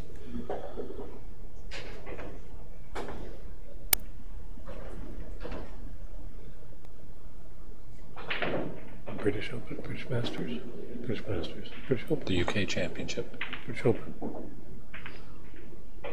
Those could be, yes. They just introduced that home series. Yes. So there is one in Where's the England. Ziegler is just wandering by. Do you know the score on Allen and on that one? If you could let us know. Floyd, of course, lost a very close match yesterday. Yeah, because they have the Welsh Open. There's definitely that one's been along. And the English Open and the home series. Irish and Scottish. Yeah. So yeah, even before the home series, there was the Welsh Open. And before that, there might have been the Canadian. Maybe a long time ago, yeah. Back in I remember the Canadian Open of some kind.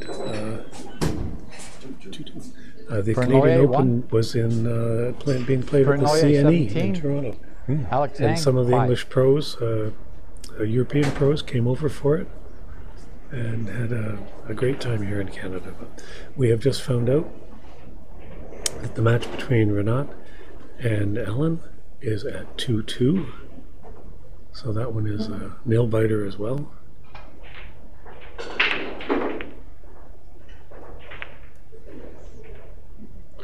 I think that's to be expected with those two on the other semi-final table. Yep.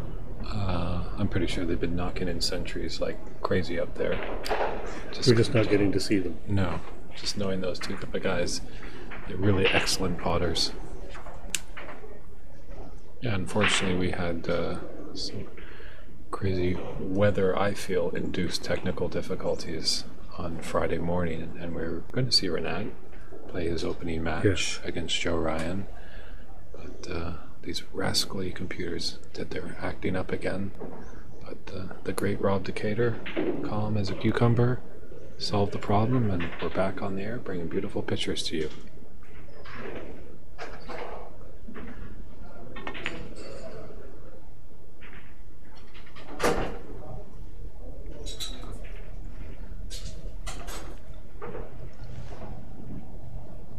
Alex quite coolly knocking in a blue from a difficult bridging and body position there. The key to those shots seems not to be hit them hard, just let the ball roll in the corner.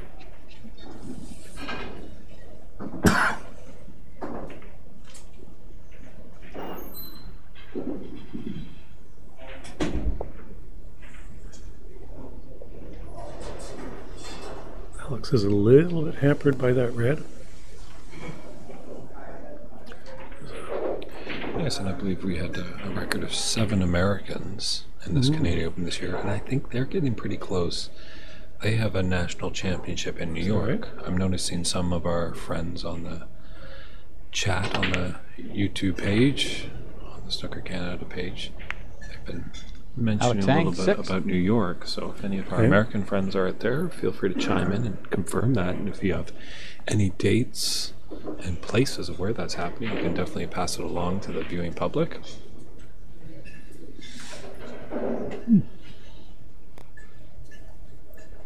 Alex never quite got that last shot online.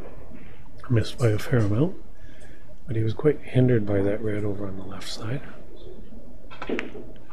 Fern stepping up, coolly knocking the first red in. And now we'll see what he can produce from here.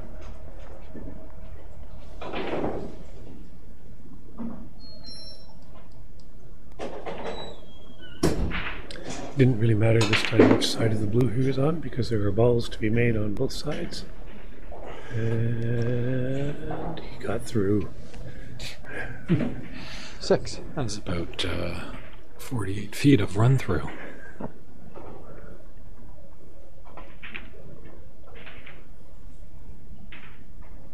Back up for a blue ball 7. here. And yeah, is it now Fern's time to put up a large break? First 2 frames. Talking to him on the first break, and his comment was, well, now I just have to do one of those.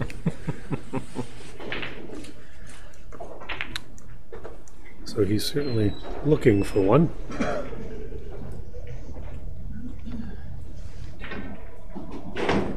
$12.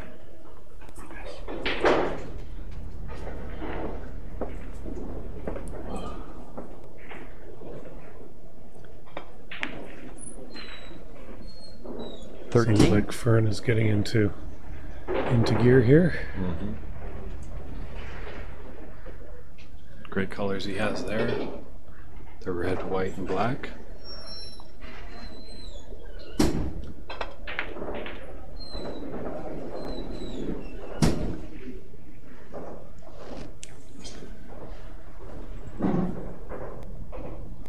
$20.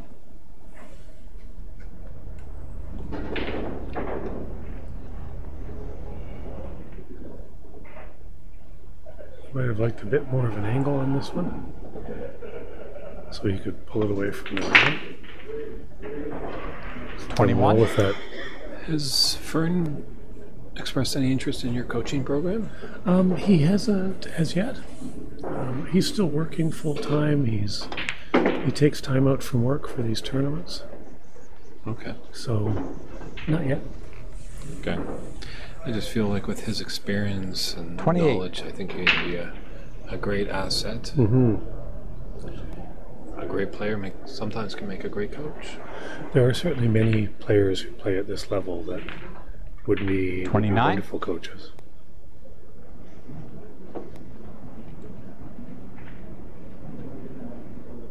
And we're just at the early stages of building up the coaching stable, if you will, or the coaching level back in Canada. So there'll be lots of time for these 36. guys to step in and decide that teaching some juniors and getting the club level player brought up a bit more would be a good idea. So, 37. I'd have to agree with when we had the Western Canadians last weekend in Richmond, British Columbia, just outside of Vancouver. A lot of people came in, they hadn't seen some people in a while, so friendships were rekindled, new ones were made, debts were paid, and I think they really... Old gambling debts, you think? Of course. 44. So they really, a lot of the older players really felt that this game was coming back and really wanted to start to become a part of it. So, we're growing bit by bit, but we're going in the right direction here. 45. I mean, I'm of an age, as many people are. Remember the 1980s when we had, I think, 8 professionals over in England playing on the professional tour. Those were the Canadian heydays of the sport, and there are myself among 50. us, the group of people that would love to see it come back to that level. So we're putting some time and energy and our passion to play in it. 51? And I'm pretty confident that we will. In my coaching course, when I was doing it in England with the World Professional Body, I made them a promise that within 10 years we would have a young Canadian back on the professional tour. So if any of your children are out there 58? and thinking of taking up the sport, give Snooker Canada, contact us at info@snookercanada.com, and we will get you connected to a coach who can help 59. your child really love the game, first of all, and second of all, see if there's a way of maybe he's the one or she's the one. That would be fun to get a young female Canadian up there playing on the pro tour and kicking some of that butt. There are a few wonderful women up there now who are one from, I believe, England, 64? Rayanne Evans, and there's a young woman from China, Li Ning or something like that. I'm not sure how the last name 65. is pronounced. But they are definitely coming on. They're starting to play in the qualifiers for the Worlds and things like that. Getting beaten, but coming close. Rayanne Evans actually lost to Dominic Dale 10 games, I think it was 10 games to 8 in one of the qualifiers to get into the Crucible for the Worlds. So while we've been chatting here, Fern 68? has stepped up, and he's on a break of 68. Yeah, it's a great game. It teaches children etiquette, teaches them math with adding and geometry, 73? teaches them punctuality. If they're having matches, they need to be on time. Respect for rules, history of the game, all of that. There's a program that they have in Great Britain now that goes into schools. They take small 3x6 77? tables, 3x6 foot tables into schools and set up competitions and do all sorts of things. It's really, Steve Davis is behind it and the WPBSA is behind it. Snooker 82? Canada is looking at bringing some of those tables over or having them made here. And we would take it into the schools for sure. 88. Well, Fern, I believe, has now got the high run, and this will just be, for sure, be a 95 point 95 run. frames, Fern boys. Very well done, Fern. As he said in the break, when I was chatting with him, he said, I just have to get up there and do one of those. Well, he's good to his word, this man. You can always trust him. Yeah, a great response to a break of 95 to move him one frame closer to the finals as he leads 3-1 over Alex Zheng in the semifinals. So Alex has got a lot of work to do. You can't let Fern take one more.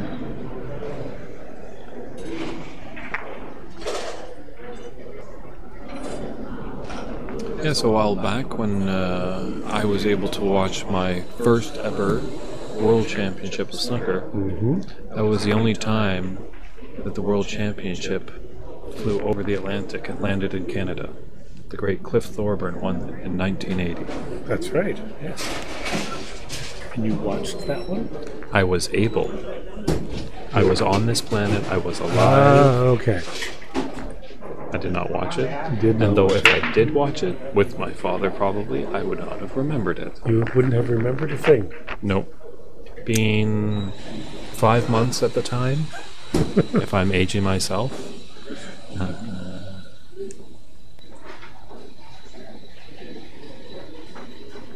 But it would have been a great match to see for sure. I would have loved to have been able to see it because he faced the great Alex Higgins, and those guys kind of didn't get on too well. But Alex was a tough, fierce competitor, and not everybody got along well with Alex. But he was definitely a natural talent at the game. You watch some clips of him on YouTube and it's just mind-boggling. And for all you kids out there, it's not really a good person to emulate just because... You mean the smoking and drinking at the table during the tournaments? No, just how he Lifestyle? shaking around, bouncing around. It looks like he's a time bomb ready to go off. and then as soon as the shot goes steady, boom, pots it in, and then throws his cue up with some flair. And he was not a man of teachable technique, I guess would be one way to say it. Frame 5 for an way to break. He had a style all his own. 3 frames to 1. His body moved in all sorts of directions, but when he hit the ball, he hit it exactly where he wanted to.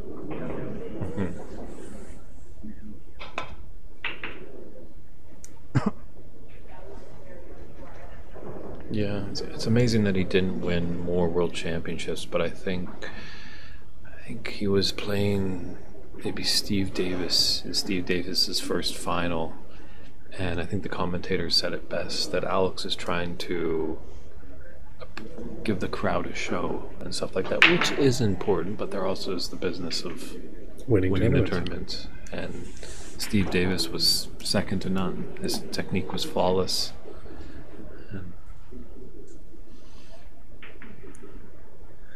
I had the pleasure of meeting Steve Davis when I was over in England getting my coaching certification, and we did a 4-day course in Gloucester in southwest England. And on the last half day, Steve Davis came in and gave us a half-day training session on the table, along with Chris Lovell and Andrew Highfield. And Steve Davis gave me about a 15-minute lesson on a snooker table. Something I will certainly always treasure, because it was a nice moment. A very wonderful man, very gracious man. Loving doing his DJing now. Yes. He's not playing very much now, if at all, and does DJing most weekends. Any good advice they gave you in that 15 minutes? Yeah, keep the crowd dancing. Okay. Oh, sorry, you're talking about the snooker, not the DJ? No. Oh, okay. He actually, yes, he changed the way I stand. Be it when I approach the table, my pre-shot routine, my stance is something that he changed. From a progression many years ago, I had a certain way of playing. I had some coaching here in Canada by our good friend Joe McDonald, and Joe changed my stance, and Steve Davis changed that. So from that point on, my game is still getting better. Yeah, my day will come. I've been missing Joltin' Joe McDonald. Wish he would have stopped by and said hello. Haven't seen his smiling face too much lately. Yep, and when we were in England, I actually had the fortunate chance of meeting Steve Davis as well. He was very busy, but I brought up a certain vinyl album by a musician from Germany named Gas, his latest Narco Pop. I think caught Steve off guard, because he's like, hey, I just got that on vinyl. I know about that one. Yeah, it's pretty good. I haven't broken it out yet. I'm like, it's a good record. Give it a spin. And I got to meet his girlfriend in the VIP lounge as well. There you go. Very nice gal.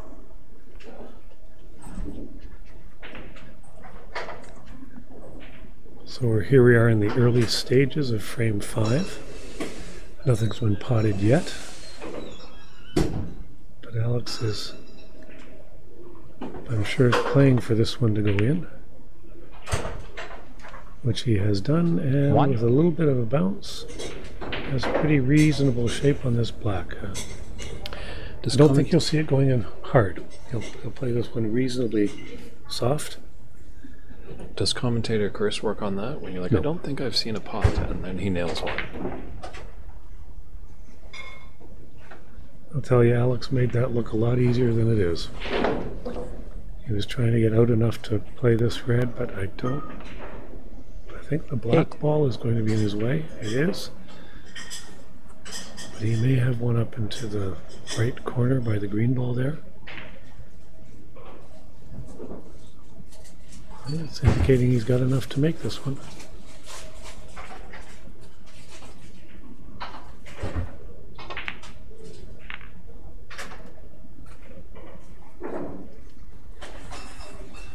What he doesn't want to do here is to give Fern a good opportunity to get in, because Fern is a seasoned enough player that he will take advantage of everything he's given at this point. His steely nerves and ability will carry him over the line if given too much of a chance. True. But it is one thing getting to the line, another thing getting over that line.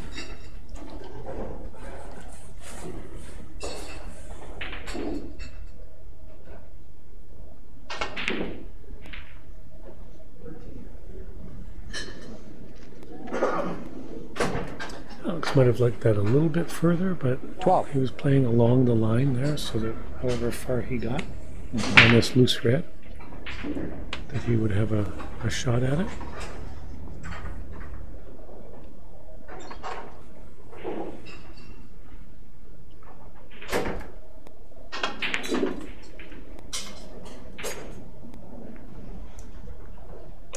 That's 13? an unfortunate result.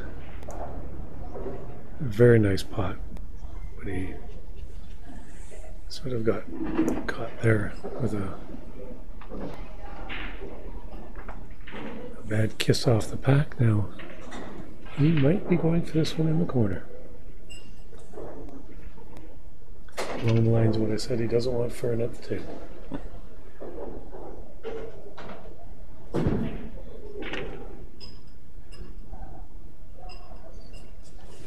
Alex Zhang, 13.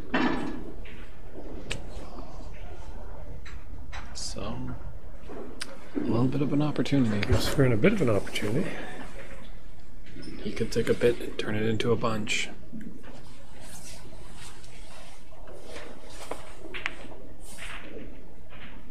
And did not get past the One. black. A good friend from BC, Song Chen, just stopped by to say hello to us in the booth. Think we'll see him next week in Red Deer? We definitely will. Him and Craig Carey. Yellow. And I think there's one other player that I feel is following me. I was at the Westerns, now I'm here, and then I'll be at Richler. Is that Bill? Yes, bad boy Bill Cormilo. Fernloyer, 1. Well, Bill better be at Richler. It's just a hop, skip, and a jump down the road. Actually, Bill was one of the people that came to Ontario, to Mississauga, for the coaching program. So we will now have coaches out in Calgary. Fantastic. And there's still a couple more steps for them to get fully certified, but part of that is getting some people on a table and coaching them. So if you are in that area, do not be afraid to go to info at snookercanada.com and ask for a coach in your area. We will line you up.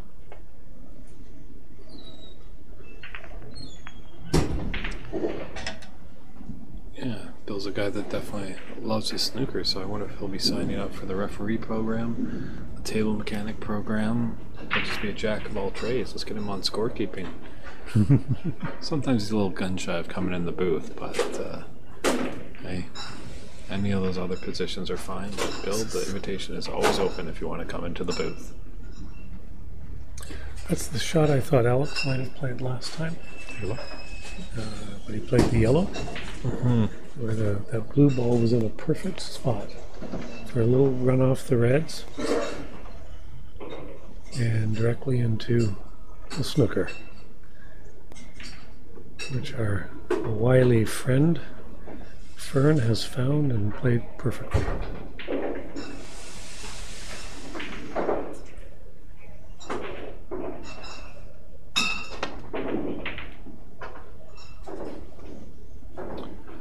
Now, if you were to watch that shot in slow motion, you would have seen that that cue ball had to curve around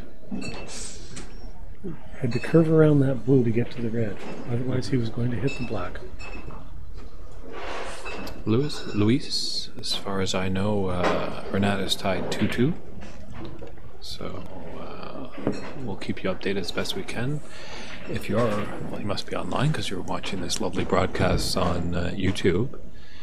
You can check out CompuSport's webpage or download the CompuSport app onto your smartphone, and that gives an update of all the tournament scores and stats. So When I hear differently, I will let you know, as I don't have my binoculars with me, and that table is far away on our screen. So a nice shot by One. Fern. We can see that they are playing, so that's good. And our good friend Kevin Patrick is the referee over there, and we've got Larry LaSalle on this table. Green.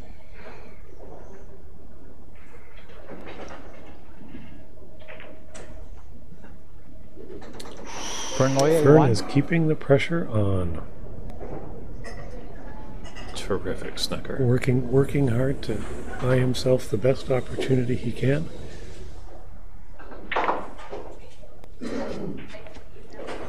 If Alex were to hit these and leave a red open, it's a good opportunity to get started. And as we've seen, once these guys get started, they can keep it going. So Alex simply playing 2 rails into the It's pack. got to go. Foul 4 and a miss. Yeah, 2 great champions at the table right here. Alex Zhang has the 2016 Richler Cup. This year's Mr. Billiard Open trophy in his house. And Fern Loyer has the Eastern Canadian Championship trophy at home. So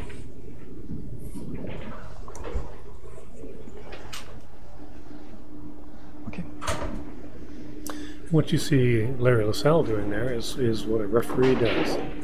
He knew where the cue ball was. He's put it back in exactly the same position. This time, Alex gets perfectly into the reds. Touching ball. and when you're lining it up in there with the referee, you're looking at that spot off the table, correct? Yes.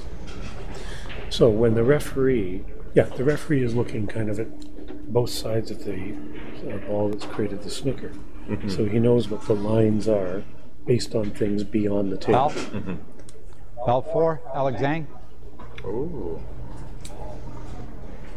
So what's happened there is that Fern has, in bridging Touching over ball. the balls, has touched a red either with his shirt or his vest or with his cue. So prior to contact, the red was hit.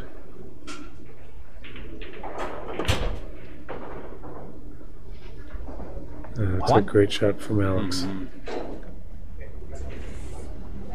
Now he may be able to disturb some reds here. Looks like he has an angle on the black to go back into the pack with the cue ball with some draw or a stun. Or there may be a combination there. A plant, as they say across the pond.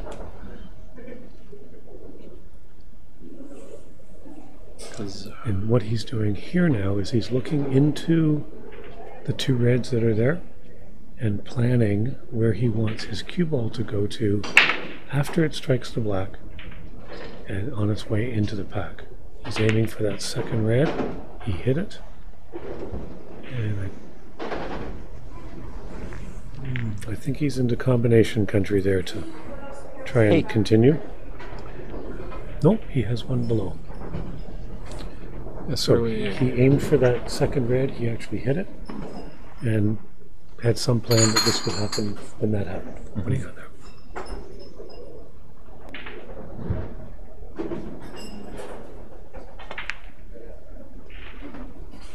Nine.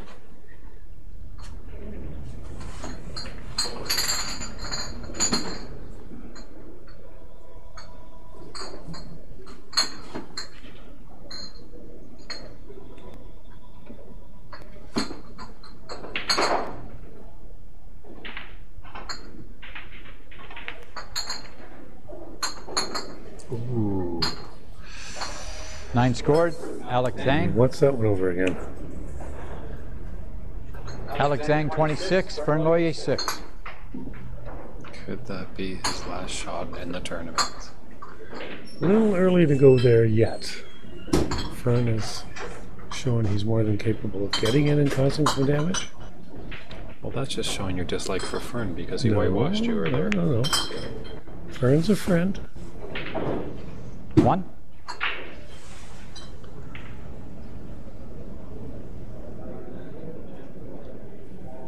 Well, if I get beaten in a tournament, I sincerely wish my opponent well, because I don't like losing to someone who doesn't win the tournament.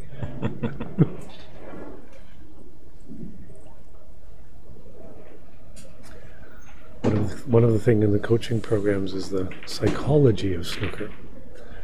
And when you get to a certain player level, the way a player thinks becomes as important as their ability once you get to a high level of ability. And there's a great thinking out there about, oh, I hate to lose. And one of the things that we work on with people is not that you hate to lose, because that creates the negative and then you tend to lose, but is that you love to win. And if when you go to a table your thought is, man, I love to win, your chances of doing that and hitting the ball well because you're more relaxed, you're in a really positive frame of mind, but I love to win becomes the key rather than the negative of I hate to lose. 10.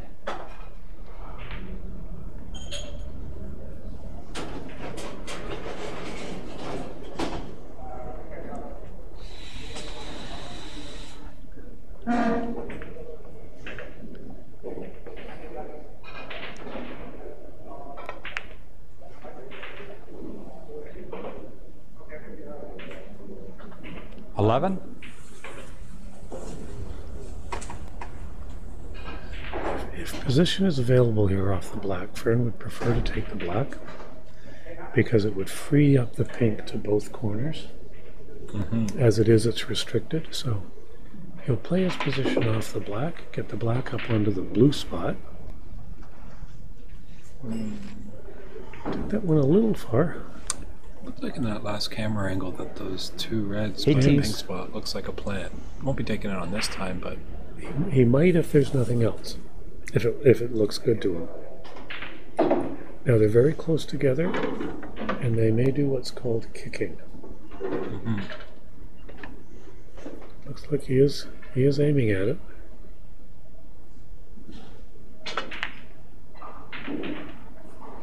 Played it perfectly, and looks like 19. Looks like he might have that one, pink in the corner, or not. No.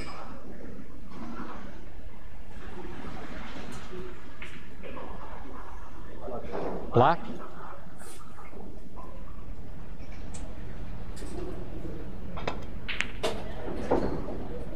Just playing the safety behind the pink and blue and yellow. Fernloyer, and has done a 19. very good job of that. Alex Zhang, 26. Fernloyer, 25. Alex might have the one on the right, but I don't think he does.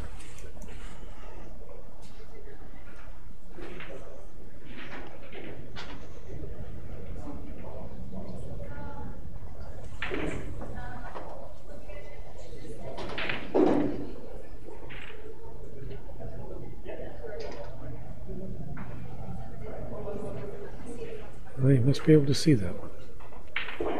He's aiming directly up table at it.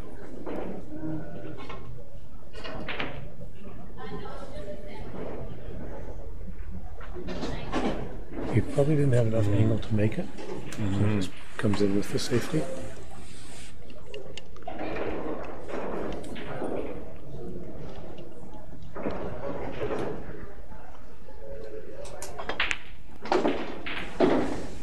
One. So what Vern's got to do, he's got to make these reds disappear.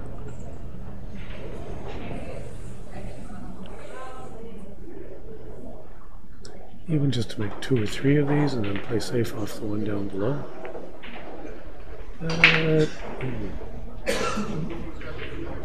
Apologize. It's very fortunate that that little rub, that rub could have gone very wrong. It could be that, because it's very close to the pink spot there, could have been that it cleared the pink spot and he would have been hooked on those 2 reds and had to shoot down table. But that was not the case here. Steady end, I was going to say with an unmissable red. Ran that winner off the horn. Maybe perhaps thinking you got a kick on that. Kick being a piece of dirt on the cue ball or on the object ball. And if that's the point of if that's what actually hits, it tends to straighten the shot out. It changes the contact of the cue ball. Yeah, sometimes it's tough to see on the TV monitor, but you can gauge it by the reaction of the players. Yes. And as well when they asked a referee to get the cue ball clean. 15. There's also a different sound.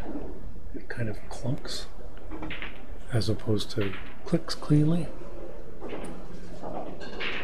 16. Well, if that red goes down past the green into the green ball pocket, Fern's checking the score, checking to see if that red goes. I don't think And it picking the does. spot on the table that he wants to be to make that shot.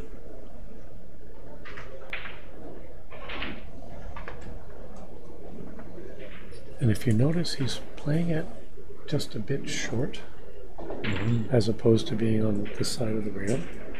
And the reason he's doing that, in my thinking, is that if he's there, he can play that red very slowly, or pocket weight, towards that pocket. And if he misses, the cue ball stays behind the green. So it allows him to play 23. this at a speed it's more likely to be made. He'll still have good brown shape if he makes it.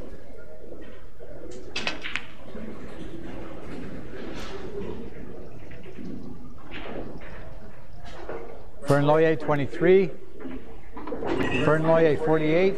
Alex Zhang 26. 22 on the table, or 22 22 in in it, point. 35 on the table. So lots of points for Alex here. He gets in and makes this ball.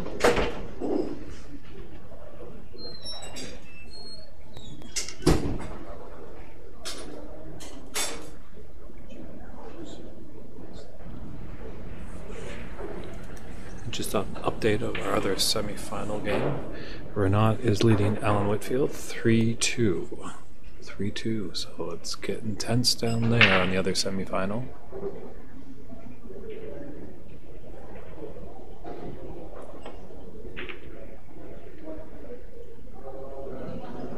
Well, 1. the green ball is the difficult pot here. And perhaps getting from the blue to the pink, if he were to get that far.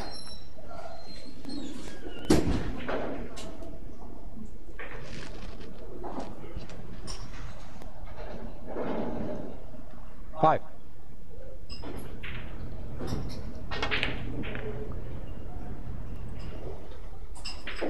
Seven. That actually was a very nice shot. It got it to a point where Alex doesn't need the rest. And a relatively straight in shot.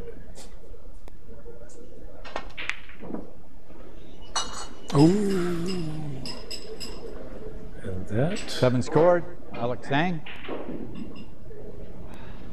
with a 15 point lead, Fern needs the green and the brown to have enough points to win the frame and match.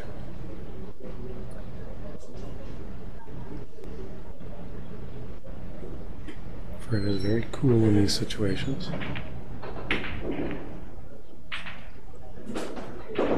3. And as I mentioned earlier, one of the best players that I know personally with a rest.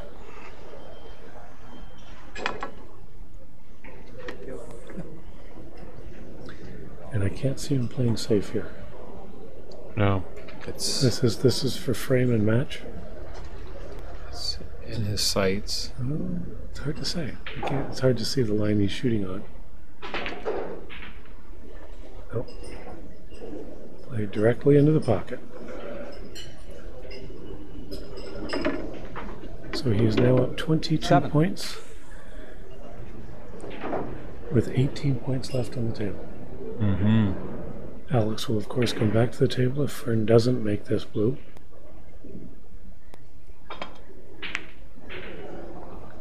But he did. And I believe now we'll see the 12. Pink to seal the deal. concession handshake but pink certainly. 18 in frame. A spattering of applause from the audience there. Fern Loya, your first finalist today. Yep. He's moving on with a 4-1 win over Alex Zhang. He will play the winner of Alan Whitfield and Renette Danka. And that score is 3-2 Renette right now. But if you subscribe to our Snooker Canada page on YouTube, you will get notification when we return for the finals. So stay tuned, everybody. At the conclusion of our other semifinal, we'll be starting up the final shortly. We'll talk to you soon. Bye for now.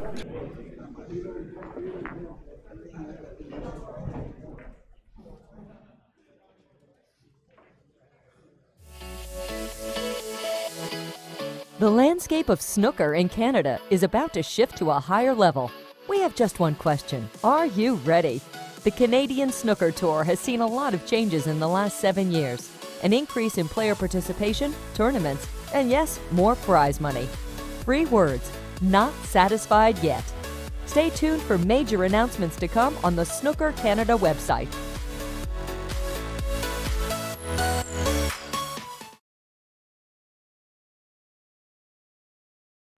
Monte Carlo Billiards is the home of Mississauga for the game of snooker.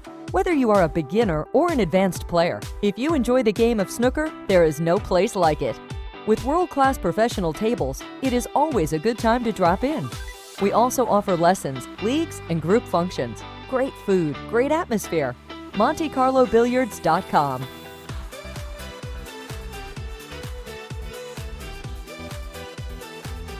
Monte Carlo Inns, we're the first to admit there's no place like home. So let us welcome you to the next best place, where guests feel like regulars, even on their first day.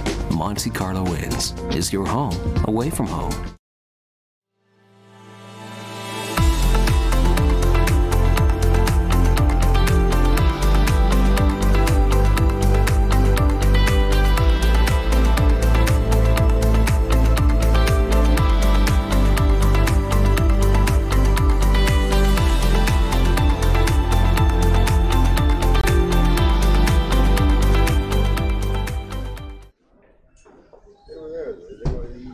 Yeah.